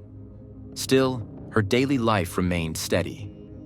She went to work each morning, fulfilled her teaching duties, helped students prepare for events, and continued participating in school functions. Her home, a modest but well-maintained single-story house, reflected her personality. Orderly, serene, with small decorative touches that spoke to her eye for detail. A tidy garden lined the walkway, a spot she often retreated to in the afternoons to unwind. Her house was not just a place to sleep. It was a sanctuary, curated with love and care. There was, however, a noticeable internal conflict emerging. On one hand, she had a deep connection to her community, her students, and the peaceful rhythm of small-town life. On the other, she was increasingly aware of time passing, opportunities waiting, and the urge to explore a different future. It was as though she stood at the edge of something, perhaps a new beginning, but something or someone held her back. There were feelings unspoken, maybe even fears she chose not to voice aloud. A quiet tension lingered in the background of her otherwise structured life. Friday, October 21st, 2005, was a day like many others. Tara spent her school hours engaging with students, assisting with lessons, and encouraging the young women she mentored in the pageant program. That evening, she attended a local graduation celebration, a ceremony marking the success of students she had personally guided. Her presence at these events was always expected and always appreciated. Afterward, she stopped by a small social gathering hosted by a colleague. Friends later described her mood as upbeat, though she did appear a little fatigued. Still, she remained pleasant, attentive, and warm, as was her nature. There were no signs, no unusual farewells. When she left the party later that night to return home, no one imagined that this would be the last time she would be seen. The following day, Saturday, October 22nd, began quietly. Tara didn't call anyone or respond to messages. At first, it didn't raise immediate concern. She might have slept in, taken a drive, or decided to spend time away from her phone. But on Sunday, she did not show up for church, which she rarely missed, and on Monday, she did not show up for work. Her colleagues immediately became wary. For Tara, pedantic and obliging, missing a workday without warning was completely uncharacteristic. By mid-afternoon, her friends and colleagues called the police. No one who knew her could have predicted that one day Tara would simply disappear, as if she had vanished into thin air. When officers arrived at her home, they found no signs of forced entry. The car was parked, the door was locked. Inside, everything looked almost normal. But a closer look revealed oddity. The bed was unmade, the lamp was broken. Makeup was scattered on the floor. Her phone and bag were still there. The only things missing were her keys, her wallet, and Tara herself. A massive search operation began. Initially, the police considered several scenarios: leaving without permission, an accident, a kidnapping. But everything pointed to a crime, and a crime carefully disguised. There were no obvious signs of a break-in, but the order was disturbed. Not chaos, but not an everyday picture either. It looked as if Tara had gone somewhere for a moment and never returned. But the night had long passed, and yet one detail stood out from the others. A disposable latex glove was lying on the ground near the house. It was dirty, partially hidden in the grass. At the time, no one knew how important this find would be. Later, as part of a full-fledged investigation, DNA would be found on it, which would help identify the suspect. But back then, in October 2005, it was just one of the oddities. In a city where disappearances are extremely rare, local residents were scared. They locked their doors, which they had never done before, and looked over their shoulders when leaving their homes. The investigation put forward various theories. One of them concerned Tara's ex-boyfriend, a local policeman with whom she had a difficult relationship. But he had an alibi. Dozens of friends, acquaintances, and students were interviewed. A crime lab was called in. Expertise was ordered. Search operations were conducted. Pathologists and latent trace experts used luminol and infrared techniques to search for biological traces. Nothing that would give a definitive result. Later, reports said that the possible crime scene was stabilized too quickly. If someone really destroyed traces, they knew how to do it. This led investigators to think that the perpetrator might have minimal experience with criminal tactics, or at least not acted in a panic. Volunteers, police officers, and dog handlers combed the area for miles, but all was in vain. No body, no eyewitnesses, not a single recording from a camera. There was virtually no video surveillance in the private sector in that area. Tara seemed to disappear into the space between Friday night and Saturday morning. Not a single phone call, not a single transaction on her cards. The digital traces ended the moment she closed the door of her house behind her. The psychological portrait compiled by experts did not show a tendency to escape or depression. She had plans, goals, meetings written down in a diary. There was a future. Everything indicated that someone had interrupted her path by force. The first days of the investigation were, as often happens in such cases, chaotic. Detectives conducted searches, questioned friends, relatives, students. Her house, car, and plot were inspected. The main task was to find Tara alive. This is where all attention was focused. But it quickly became clear. Too much time had been lost. Almost 2 days passed between the moment of disappearance and the first visit of the police. Enough time to cover her tracks, get rid of evidence, hide. And in the absence of cameras, witnesses, and accurate data, it became a real labyrinth. At first, law enforcement officers focused on Tara's ex-boyfriend, Marcus Harpers, a police officer with whom she had a complicated relationship. He fell under suspicion almost automatically. But Harpers had an ironclad alibi. On the day of Tara's disappearance, he was hunting with friends, and later gave official testimony that was confirmed. Nevertheless, this version did not let go of either the investigation or the public for a long time. After all, in a small town, every story is surrounded by rumors. And rumors, as we know, sometimes sound more convincing than facts. The investigation was stalled. The FBI was involved in the investigation. Specialists conducted a criminal analysis, compiled behavioral profiles. Information from more than 200 witnesses was checked. Interrogations were conducted using a polygraph. Versions of dismissal, escape, suicide, kidnapping, assault were worked out. But everything returned to one simple reality. Tara disappeared without a trace. The disappearance of Tara Grinstead sent shockwaves through Georgia. A teacher, respected and beloved, vanished without a trace. No witnesses, no CCTV footage, no tracks in the woods. Headlines appeared on the news. Volunteers combed the area. Relatives begged for help. But days turned into weeks, weeks into months. It turned out that Tara had vanished, as if she had never been there. From that moment on, her name became a symbol of the inexplicable. How could a woman disappear in a quiet town where strangers are noticed at first glance? Why did no one hear anything? What happened that night between Friday and Saturday? These questions became the starting point for one of the most mysterious cases in modern U.S. criminal history. A case in which the truth was hidden deeper than it seemed, and where every element, from a broken lamp to a quiet whisper in the school hallway, could be a clue to the solution. Over time, a new interesting lead appeared in the case. A former student at Tara's school allegedly bragged to friends that he knew what had happened. They were snippets of conversations, hints, jokes, odd phrases. At the time, they weren't taken seriously. But years later, those words would become part of a larger puzzle. The former student's name was Ryan Alexander Duke. He was in his early 20s when Tara disappeared.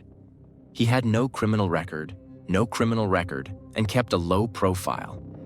But over time, it would become clear that he would be the key figure in the case. And yet, in 2005, no charges were filed. The investigation stalled. Suspects came and went. The public lost hope. Over time, Tara Grinstead's case became classified as a cold case, a case that was put on hold due to lack of evidence and progress. At some point, a reward was offered, tens of thousands of dollars for any information, but no one came forward, or dared. Meanwhile, Tara's family did not give up. Her mother gave interviews, participated in campaigns, tried to keep the case in the media's focus.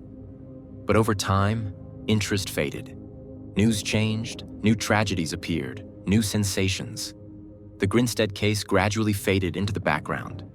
In the archives, it was marked as a cold case. In desperation, relatives turned to private detectives, psychics, journalists. But year after year, there was no answer.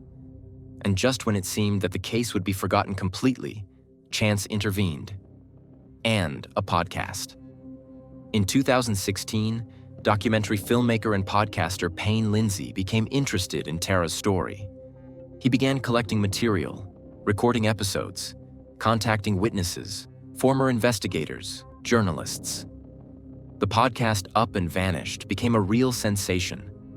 A little-known case gained national resonance.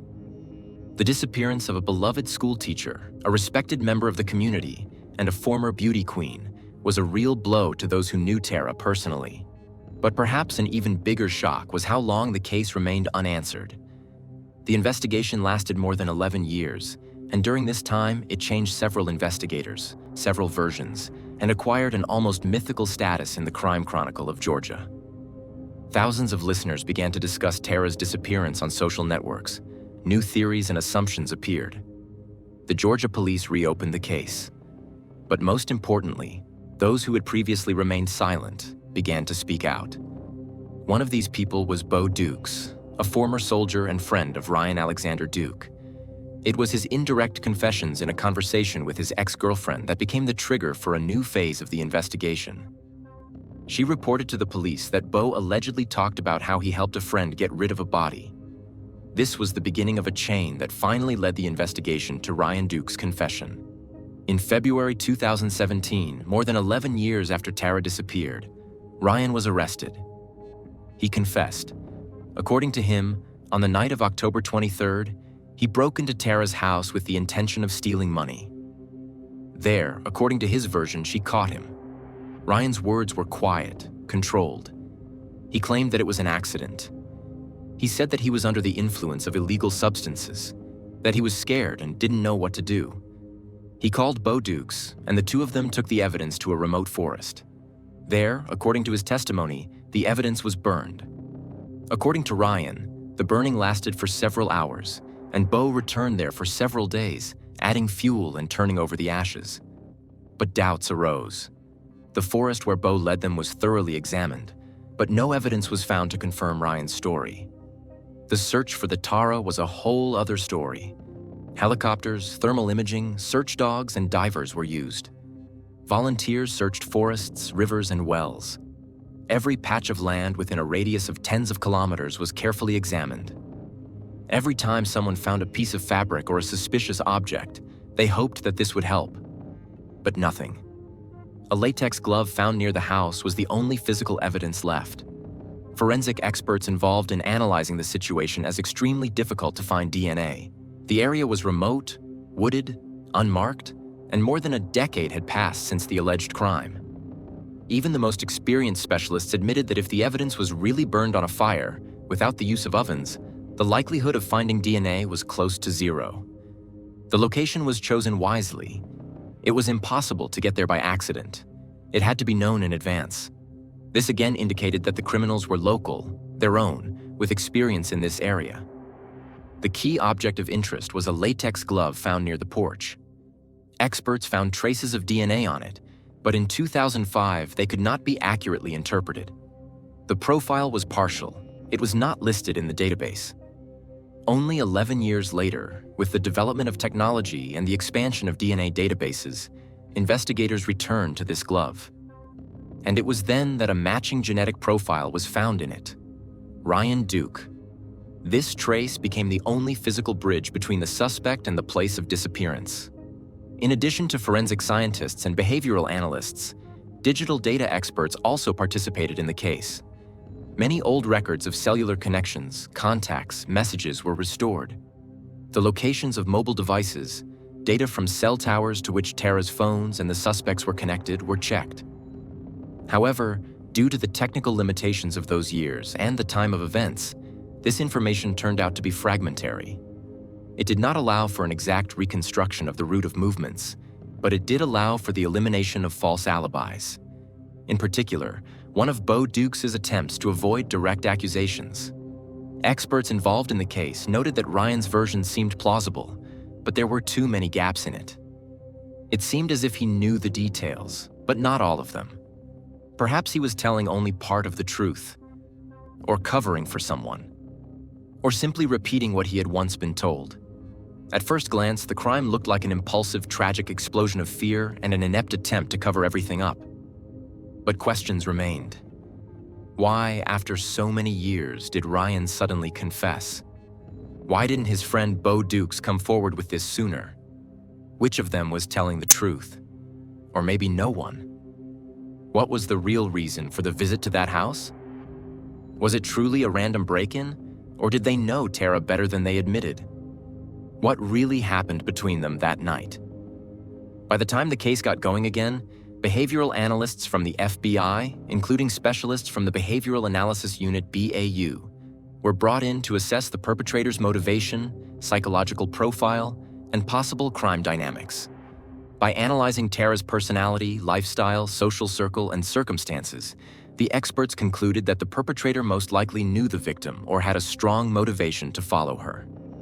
The crime did not look spontaneous, like a robbery with a tragic ending. There were too many coincidences, too clean. Their hypothesis: the actions were at least partially planned, if not from the very beginning. A psychological profile of the perpetrator was compiled. A young man familiar with the house, physically capable, prone to impulsiveness, but at the same time able to hide fear and traces. The possibility that the crime was not a solitary one was also considered. This conclusion coincided with the version that would later be voiced by Ryan Duke. He allegedly called a friend, Bo Dukes. Meanwhile, Bo Dukes was on the defensive. He denied any involvement in the crime itself, claiming that he had merely helped hide the evidence. However, it was later discovered that he had lied under oath. He was charged with perjury, obstruction of an investigation, and concealment of evidence. In 2019, he was convicted and sentenced to 25 years in prison. Ryan's case was more complicated. His confession was incomplete. He retracted some of his statements, claimed that he had been misunderstood, that he had incriminated himself. His defense argued that he had no motive. His DNA was not found in Tara's house. He was not seen around her that night. Most importantly, he suffered from mental illness and was taking drug that could have affected the credibility of his confession. The question arose, Could he have made a false confession under duress? Or was he really guilty? The investigation was faced with a dilemma. There was almost no evidence. There is a confession, but it is contradictory. The accusation is serious, but it is largely based on words. In the eyes of the public, the case is again suspended between facts and doubts. The court had to answer these questions. But as often happens, the truth was not as clear-cut as expected. By the time Ryan Alexander Duke went on trial in 2022, the country had already lived with the case for nearly 2 decades. It had become a symbol of inexplicable loss, failed justice, and silence that had gone on for too long. Hundreds of articles, thousands of forums, millions of podcast listens. All of it heightened public anticipation. People wanted more than a verdict. They wanted answers. They wanted closure for a story that had been silent for too long. But what happened in the Irvine County courtroom was not as straightforward as even the prosecutors had hoped. The trial began with a high degree of attention. Every word, every expression. The courtroom was packed. Reporters, Tara's former colleagues, her former students, neighbors, friends. The prosecution presented the case as simple and terrifying. Ryan Duke, a former student at the school, broke into Tara's home to rob her. She caught him, and they struggled.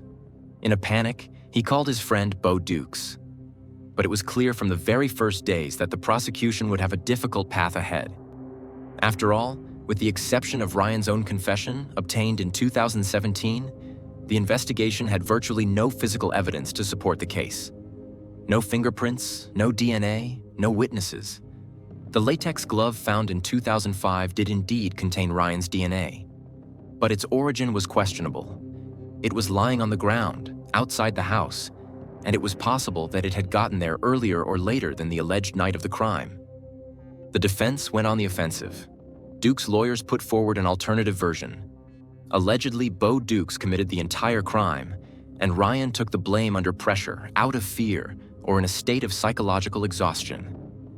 The defense argued that Ryan was weak-willed, dependent on other people's opinions, and could confess to a crime he did not commit. Moreover, they emphasized that it was Bo who first spoke about the place, and Ryan himself was never able to pinpoint the exact location. These inconsistencies began to undermine the coherent construction of the prosecution. A key moment was when Ryan himself was called to the stand. He retracted part of his confession, stating that he did not kill Tara but lied under pressure. His voice was calm, but there was an internal struggle in it. He did not sound like a cold criminal. Rather, he sounded like a man who was tired of his own fear and other people's expectations. His lawyers raised questions about the legality of the interrogations, whether he was sane at the time of his confession, and why the police did not conduct additional checks of alternative versions. Bo Dukes also testified at the trial.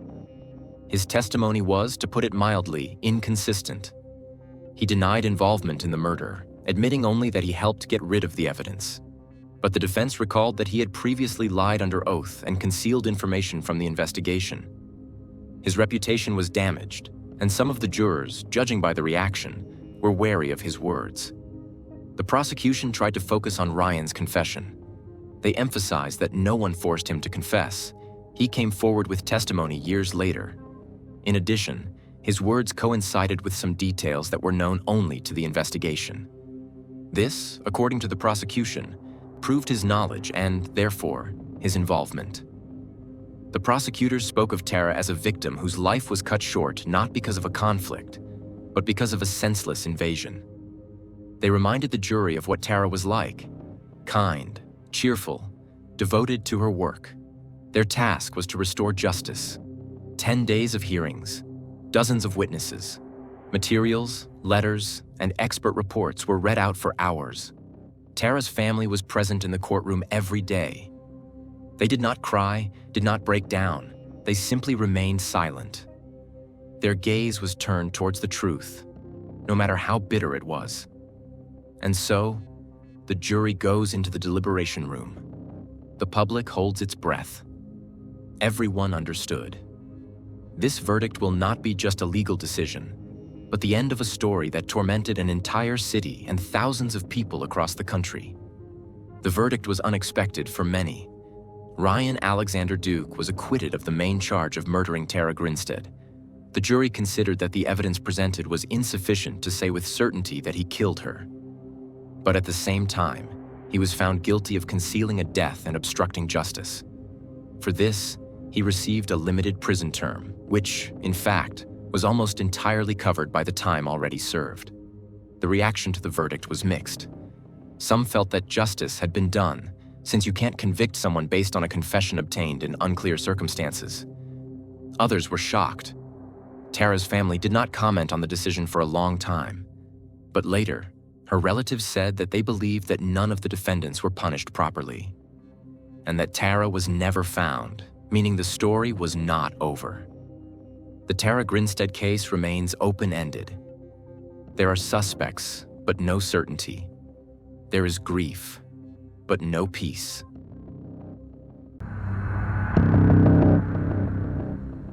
A day none of them would ever forget. Someone in the search grid called out. It was soft at first, more curiosity than panic. In seconds, the site transformed. Radios crackled with frantic voices. Officers, volunteers, and forensic teams converged on a single location. One investigator would later describe the moment as utterly surreal, as if time had slowed and the weight of months of despair had suddenly reversed in a heartbeat. Carefully, respectfully, what they had discovered was lifted and transferred to the care of the coroner's office. Forensic teams worked with silent reverence. No assumptions, no headlines, just patience, protocol, and quiet hope. The confirmation arrived within days. Dental records confirmed what everyone had feared but now needed to face with finality. It was Jennifer Blagg. Dear viewers, please don't forget to like, leave a comment under the video, and subscribe to the channel so as not to miss new videos. This is very important to us. In the cool, golden-tinged days of fall in 2001, the peaceful town of Grand Junction, Colorado, a modest, family-friendly community located roughly 200 miles southwest of the bustling city of Denver, was rocked by a harrowing and bewildering mystery that would grip the region for months. What started as an ordinary Tuesday would soon evolve into one of the most perplexing and emotionally charged investigations ever to take place in the area. At the center of it all was Michael Blagg, a 38-year-old Navy veteran who, after serving his country for a decade, had transitioned into civilian life with apparent ease and success.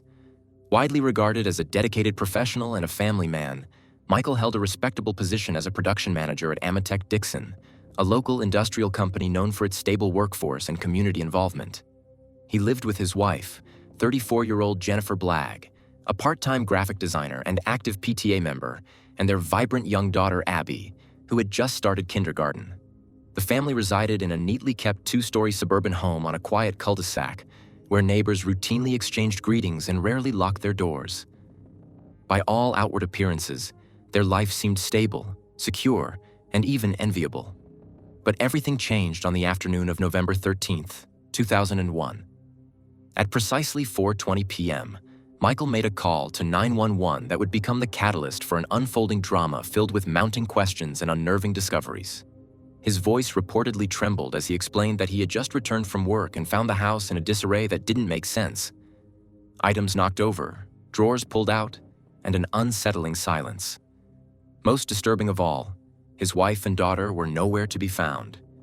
Police responded swiftly, arriving at the scene with urgency and caution. Given the uncertainty of the situation and the possibility that a dangerous individual might still be inside, officers entered the home with weapons drawn, systematically sweeping each room. What they found, or rather didn't find, was deeply unsettling. There were no signs of forced entry, no broken windows, no kicked-in doors. The house was eerily undisturbed in many places, clean to the point of suspicion, yet held clues that something had gone terribly wrong. In the master bedroom, an open jewelry box lay abandoned on the carpet, its contents scattered haphazardly across the floor.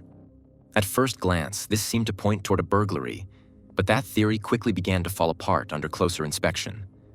Officers noted the absence of other common burglary indicators. Expensive electronics had been left untouched, valuable items remained in plain sight, and most curiously, there were no signs of a struggle. No overturned furniture, no broken lamps, no disheveled bedding or torn curtains. It was as if someone had staged a scene of disorder without truly disturbing the home. A formal search was initiated that same evening.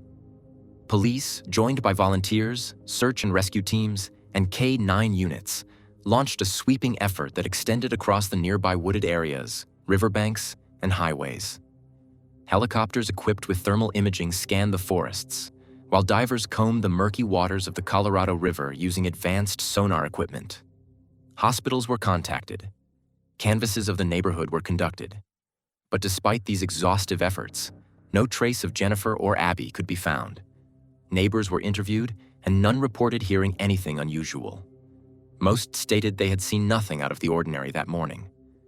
Michael told authorities that he had left for work at his usual time, just before 6 a.m., while Jennifer and Abby were still asleep. He said he tried calling home around midday but received no answer. That had struck him as odd, but not alarming at the time. It wasn't until he walked through the front door and saw the unsettling scene inside that he realized something was terribly wrong. Initially, investigators leaned toward the idea of a home invasion that had possibly escalated into an abduction. It seemed plausible, until they began analyzing the details. The inconsistencies began to mount. Despite the supposed burglary, nothing of substantial value had been taken. Jewelry had been touched, yes, but much of it remained. There were no foreign fingerprints, no DNA evidence, no stains or signs of a physical altercation. The carpets were spotless. The hallways and the garage were immaculate. One odd detail, however, stood out. Inside Jennifer's minivan, which was still parked in the driveway, forensic analysts discovered several tiny droplets that resembled blood. Though inconclusive at first glance, this finding cast doubt on earlier assumptions. It posed a troubling question. If something traumatic had occurred inside the house and then extended into the garage, why was there no visual trace? No trail, no marks, no disruption between those spaces? Forensic teams meticulously combed the house, cataloging every fiber, every latent print, every speck that could hold answers. While laboratory results would take time to return, an unsettling feeling began to take root among detectives even before those answers arrived. The scene, they noted privately, felt curated, almost as if it had been cleaned and arranged with the specific intent of misleading investigators.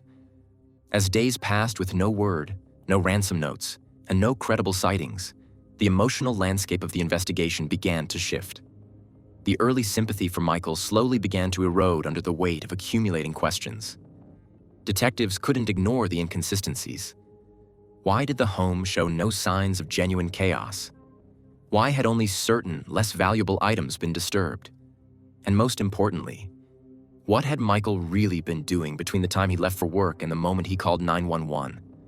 On the second day after the disappearance, law enforcement quietly changed the classification of the case.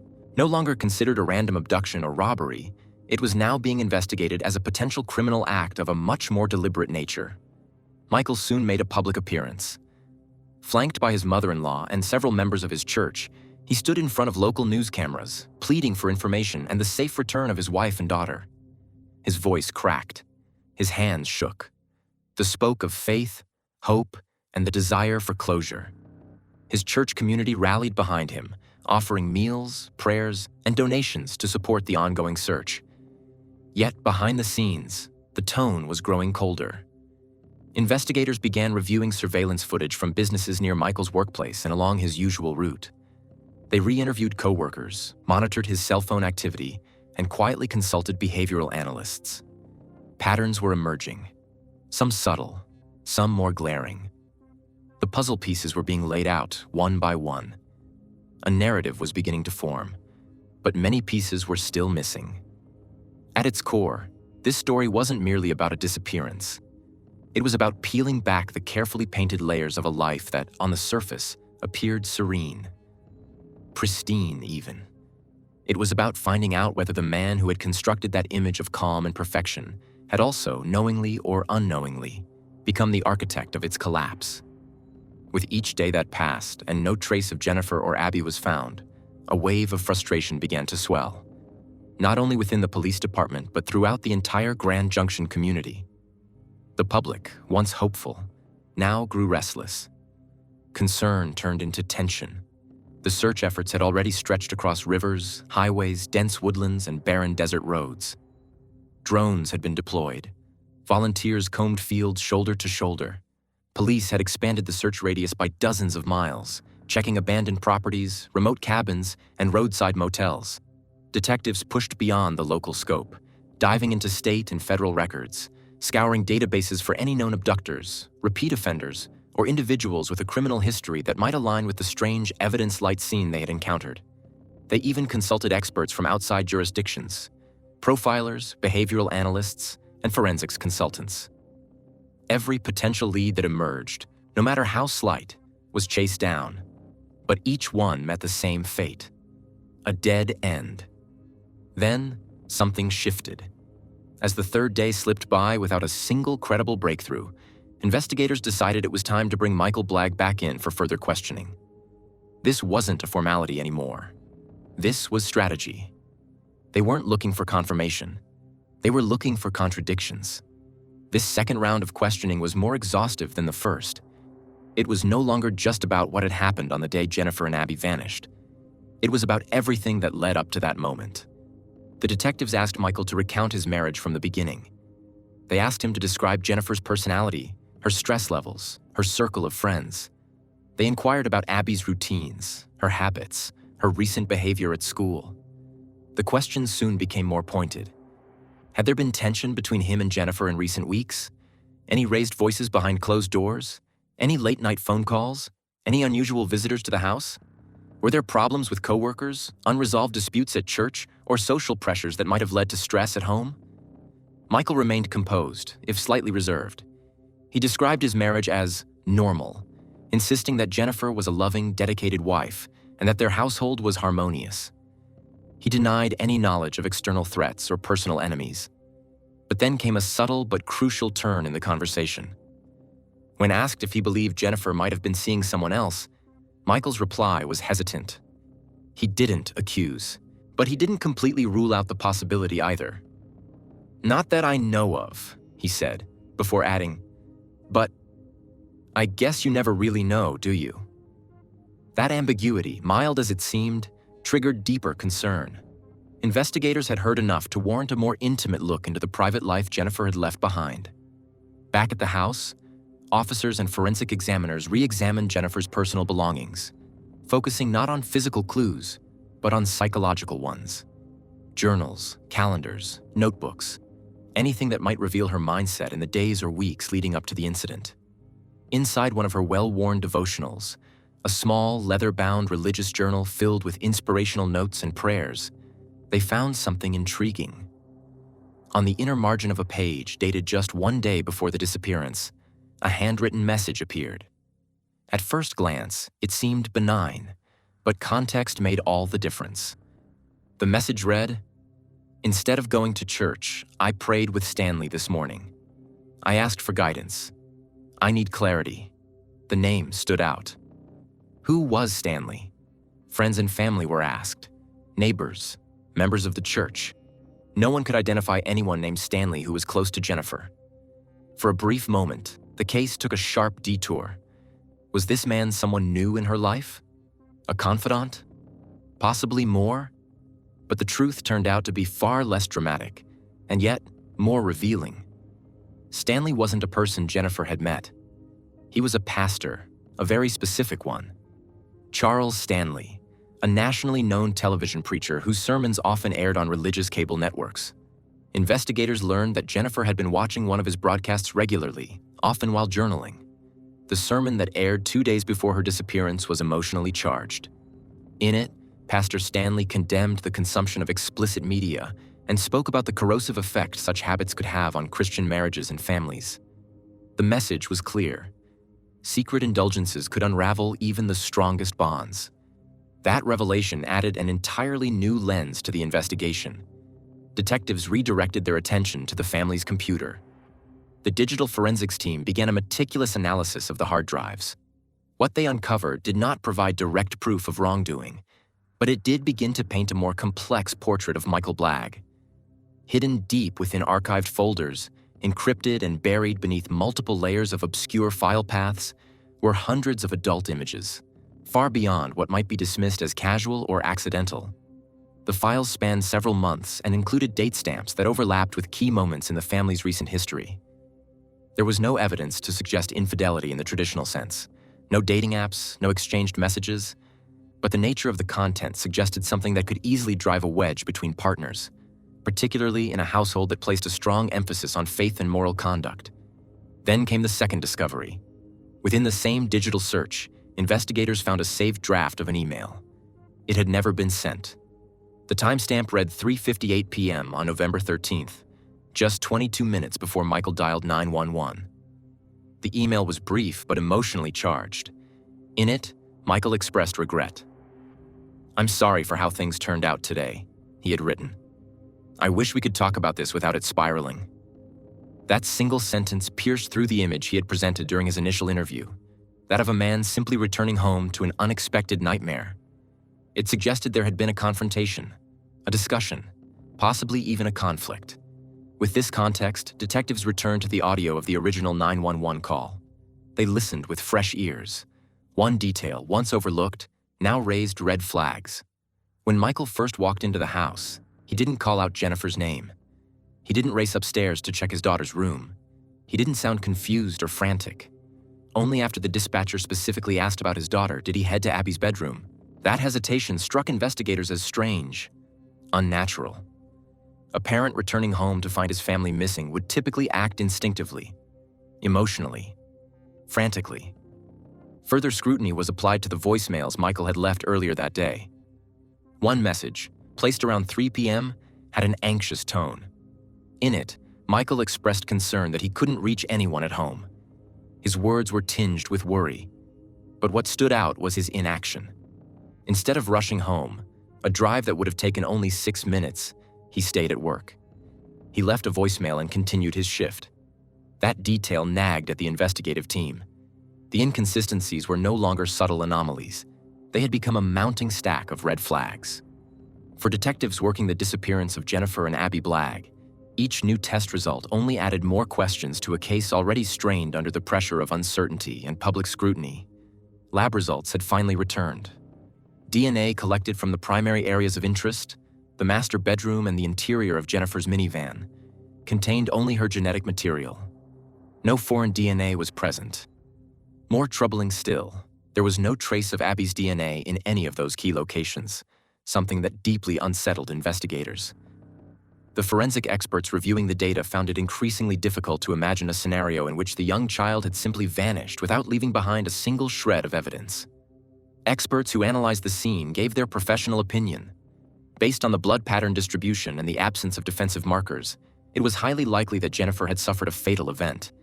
However, without the recovery of a body or a clear chain of events leading to her presumed death, law enforcement remained hamstrung. They had circumstantial evidence. They had suspicion. But what they lacked was definitive proof, something solid enough to press formal charges. And so, Michael Blagg remained a free man. But he was no longer viewed with the same neutrality. Officially, he was uncharged. Unofficially, he was at the center of everything. Under constant but subtle surveillance, he was watched from a distance. Investigators tracked his movements, his calls, his online activity, anything that could hint at a misstep. Then, just as the case seemed poised to slip into silence, a break emerged. But not the kind anyone had predicted. Nearly 3 months after the disappearance, while reviewing building surveillance footage from Michael's workplace at Amatech Dixon, detectives noticed something out of the ordinary. The footage showed Michael, on multiple occasions, wheeling out office furniture and loading it into his vehicle. Chairs, small file cabinets, a laminator, some basic tools. Not high-value items, but enough to raise eyebrows, especially since there had been no formal clearance for any of it. Investigators brought this to the attention of Amatech Dixon's management. The response was immediate. Michael had never received authorization to remove anything. It was a clear violation of company policy. On paper, it was technically petty theft. But to the investigative team, it was more than that. It was a telling character detail, evidence of duplicity from a man who publicly presented himself as upright, spiritual, and grounded. For detectives, this was psychological leverage. The picture was beginning to change. What else might Michael be hiding beneath that composed and respectable veneer? Michael was called in for another round of questioning. This time, the session wasn't simply about timelines or technical facts. This was a psychological pressure cooker. Investigators honed in on the mounting contradictions in his behavior, the gaps in his story, the emotional flatness, the unusual calm he had maintained since the beginning. For hours, they circled back to his relationships, his marriage, his daughter, his habits. They asked about the hidden files found on the family computer, the unsent email filled with regret, the lack of urgency in his initial emergency call. They pressed and waited, watching for a slip. It was during the 8th hour, long past sunset, in a room that had grown still and emotionally heavy, that Michael, seemingly caught in his own fatigue, looked up and asked something that froze the room. What's the difference between first and second-degree murder? The question hung in the air, weighty and pointed. It was not phrased as legal curiosity. It was whispered with the quiet intensity of someone running mental scenarios. For the investigators, it was a moment where the carefully constructed mask cracked, even if just for a second. The room shifted. Tension thickened. Immediately, detectives leaned in, their voices low but firm. "Michael, where are Jennifer and Abby?" But the window slammed shut just as quickly as it had opened. He sat back, adjusted his tone, and withdrew. He offered no answer, no admission, only silence. Still, one of the senior detectives present later remarked that there had been a flicker, just a moment, where Michael's voice quivered with something unguarded, a sliver of emotion that broke through the stoicism. It wasn't enough for a confession, but it was enough to confirm what many on the team already believed. Michael was carrying a weight he wasn't ready to release. 10 hours passed, then 12. But Michael gave nothing. He was allowed to leave, uncharged.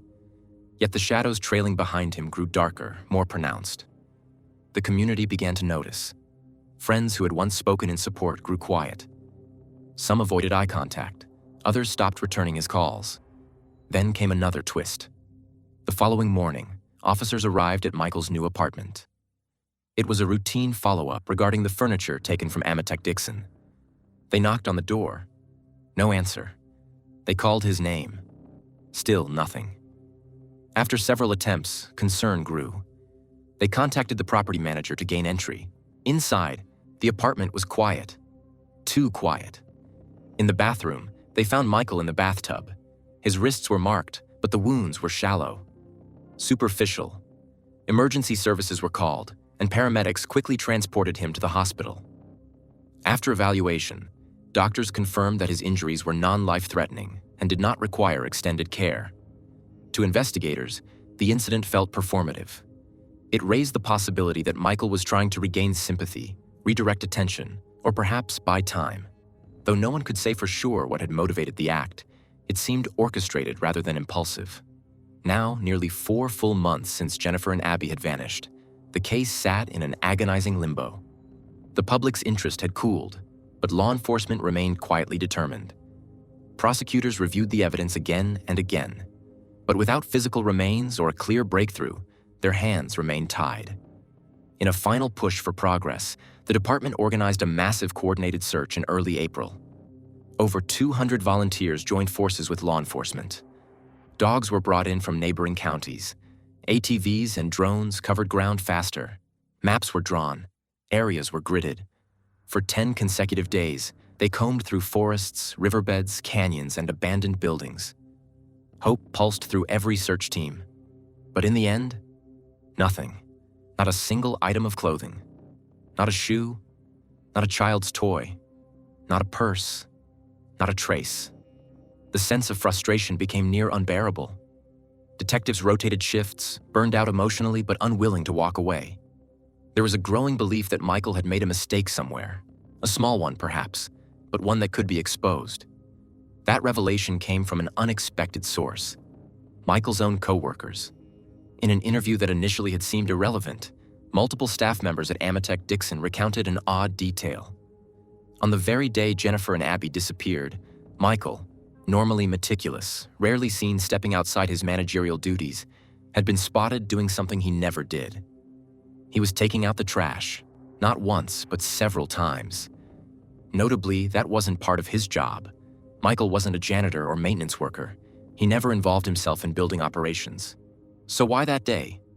What had initially seemed like a minor act, a man taking out the trash, suddenly took on immense and chilling significance. For detectives already operating on a hunch, this single routine task unraveled into something far more consequential. They began to formulate a hypothesis, one that was bold, deeply unsettling, and increasingly plausible.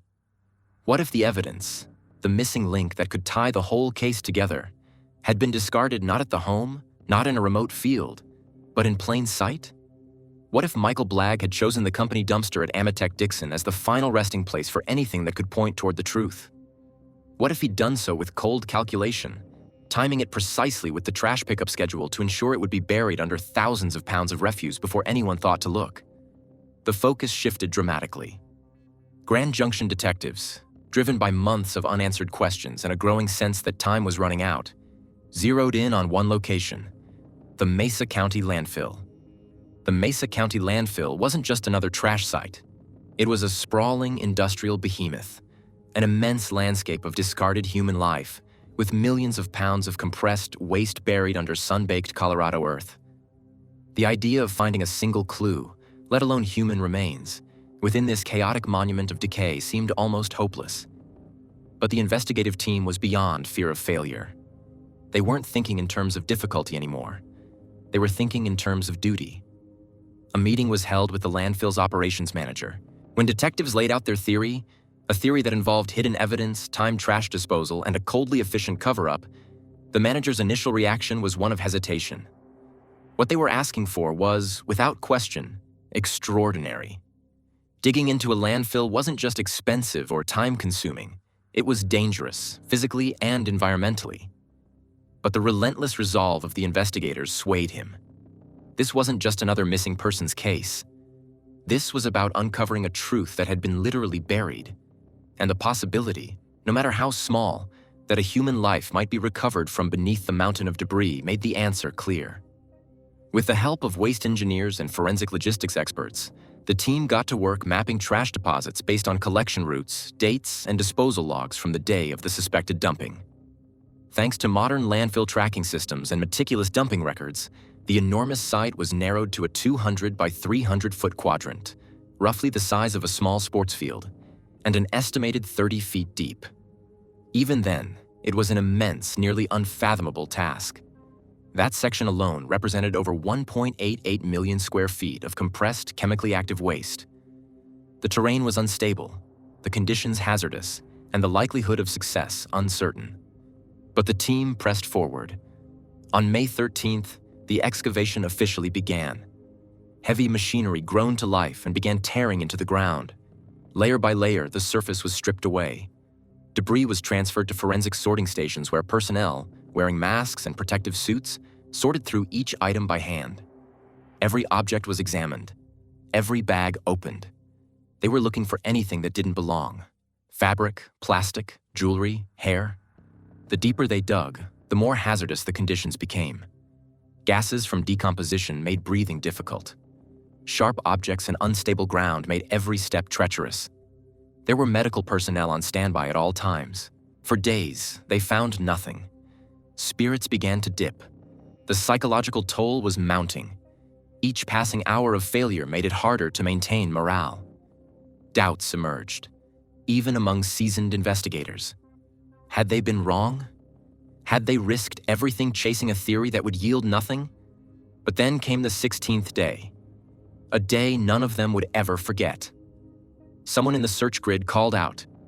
It was soft at first, more curiosity than panic. In seconds, the site transformed. Radios crackled with frantic voices. Officers, volunteers, and forensic teams converged on a single location. One investigator would later describe the moment as utterly surreal, as if time had slowed and the weight of months of despair had suddenly reversed in a heartbeat. Carefully, respectfully, what they had discovered was lifted and transferred to the care of the coroner's office. Forensic teams worked with silent reverence. No assumptions, no headlines, just patience, protocol, and quiet hope. The confirmation arrived within days. Dental records confirmed what everyone had feared but now needed to face with finality. It was Jennifer Blagg. She had been found wearing pajamas, an agonizing detail that supported the theory she had been harmed while sleeping. She had never even left the house under her own power. The arrest was swift and without resistance. Michael Blagg was taken into custody at his mother's home. He was reportedly calm, offering no comment, no denial, no emotion. But the search wasn't over. Far from it.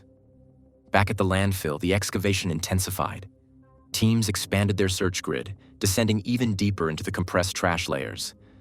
Over 4,600 tons of garbage were moved and examined. The work continued for 36 more days, making it one of the longest and most intensive landfill recovery efforts in the state's history. But Abby, Michael and Jennifer's daughter, was never found. At the 52-day mark, with the physical toll becoming unsustainable and no new clues emerging, the search was finally suspended. The pain of ending it without answers haunted every member of the team. For many, it would remain the greatest heartbreak of their careers. 2 years later, the trial of Michael Blagg commenced. The courtroom was packed. Journalists, former neighbors, legal analysts, and grieving family members filled the benches. The prosecution began with a narrative that was both devastating and surgically detailed. They argued that Michael had attacked Jennifer while she slept, that afterward, he had methodically removed all evidence, placing it into garbage bags, loaded them into the family minivan, and disposed of them at his workplace before returning home to stage a robbery. The missing jewelry, the scattered drawers, the carefully undisturbed crime scene, it had all been orchestrated. They presented digital forensic evidence from the home computer, the hidden files, the unsent email, the call logs. They showed inconsistencies in his 911 call, his lack of urgency, the missing panic. They played his recorded interviews. The moment he asked, "What's the difference between first and second-degree murder?" the defense countered with a straightforward argument. Reasonable doubt. No eyewitnesses, no murder weapon, no confession. Everything was circumstantial. They insisted that Michael was a grieving husband, not a criminal mastermind. But the jury saw something else. They saw motive. They saw calculation. They saw a man more concerned with image than truth. A man who maintained a curated life while hiding a spiral of secrets behind closed doors. After 5 weeks of testimony and deliberation, the jury returned their verdict. Guilty of first-degree murder, guilty of theft against his employer, guilty of orchestrating a cover-up. Michael Blagg was sentenced to life in prison without the possibility of parole. He was never charged in connection with the disappearance of Abby. Her was never found. Her fate remains a painful mystery.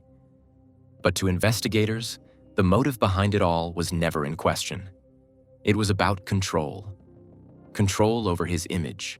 Control over what others saw. The hidden files on the computer. The staged crime scene. The staged emotions. The desperate attempts to protect a picture-perfect life, at any cost. And when that illusion was threatened, the man behind the curtain didn't just retreat. He erased what and who he feared would expose him. Despite the mounting evidence, despite the second trial and the painful testimonies from witnesses who had waited nearly 2 decades for justice, Michael Blagg never confessed. Not once did he admit responsibility. Not to the press, not to his attorneys, not to the court. Even after being convicted twice for the murder of his wife, Jennifer Blagg, he maintained a consistent refrain. He was innocent.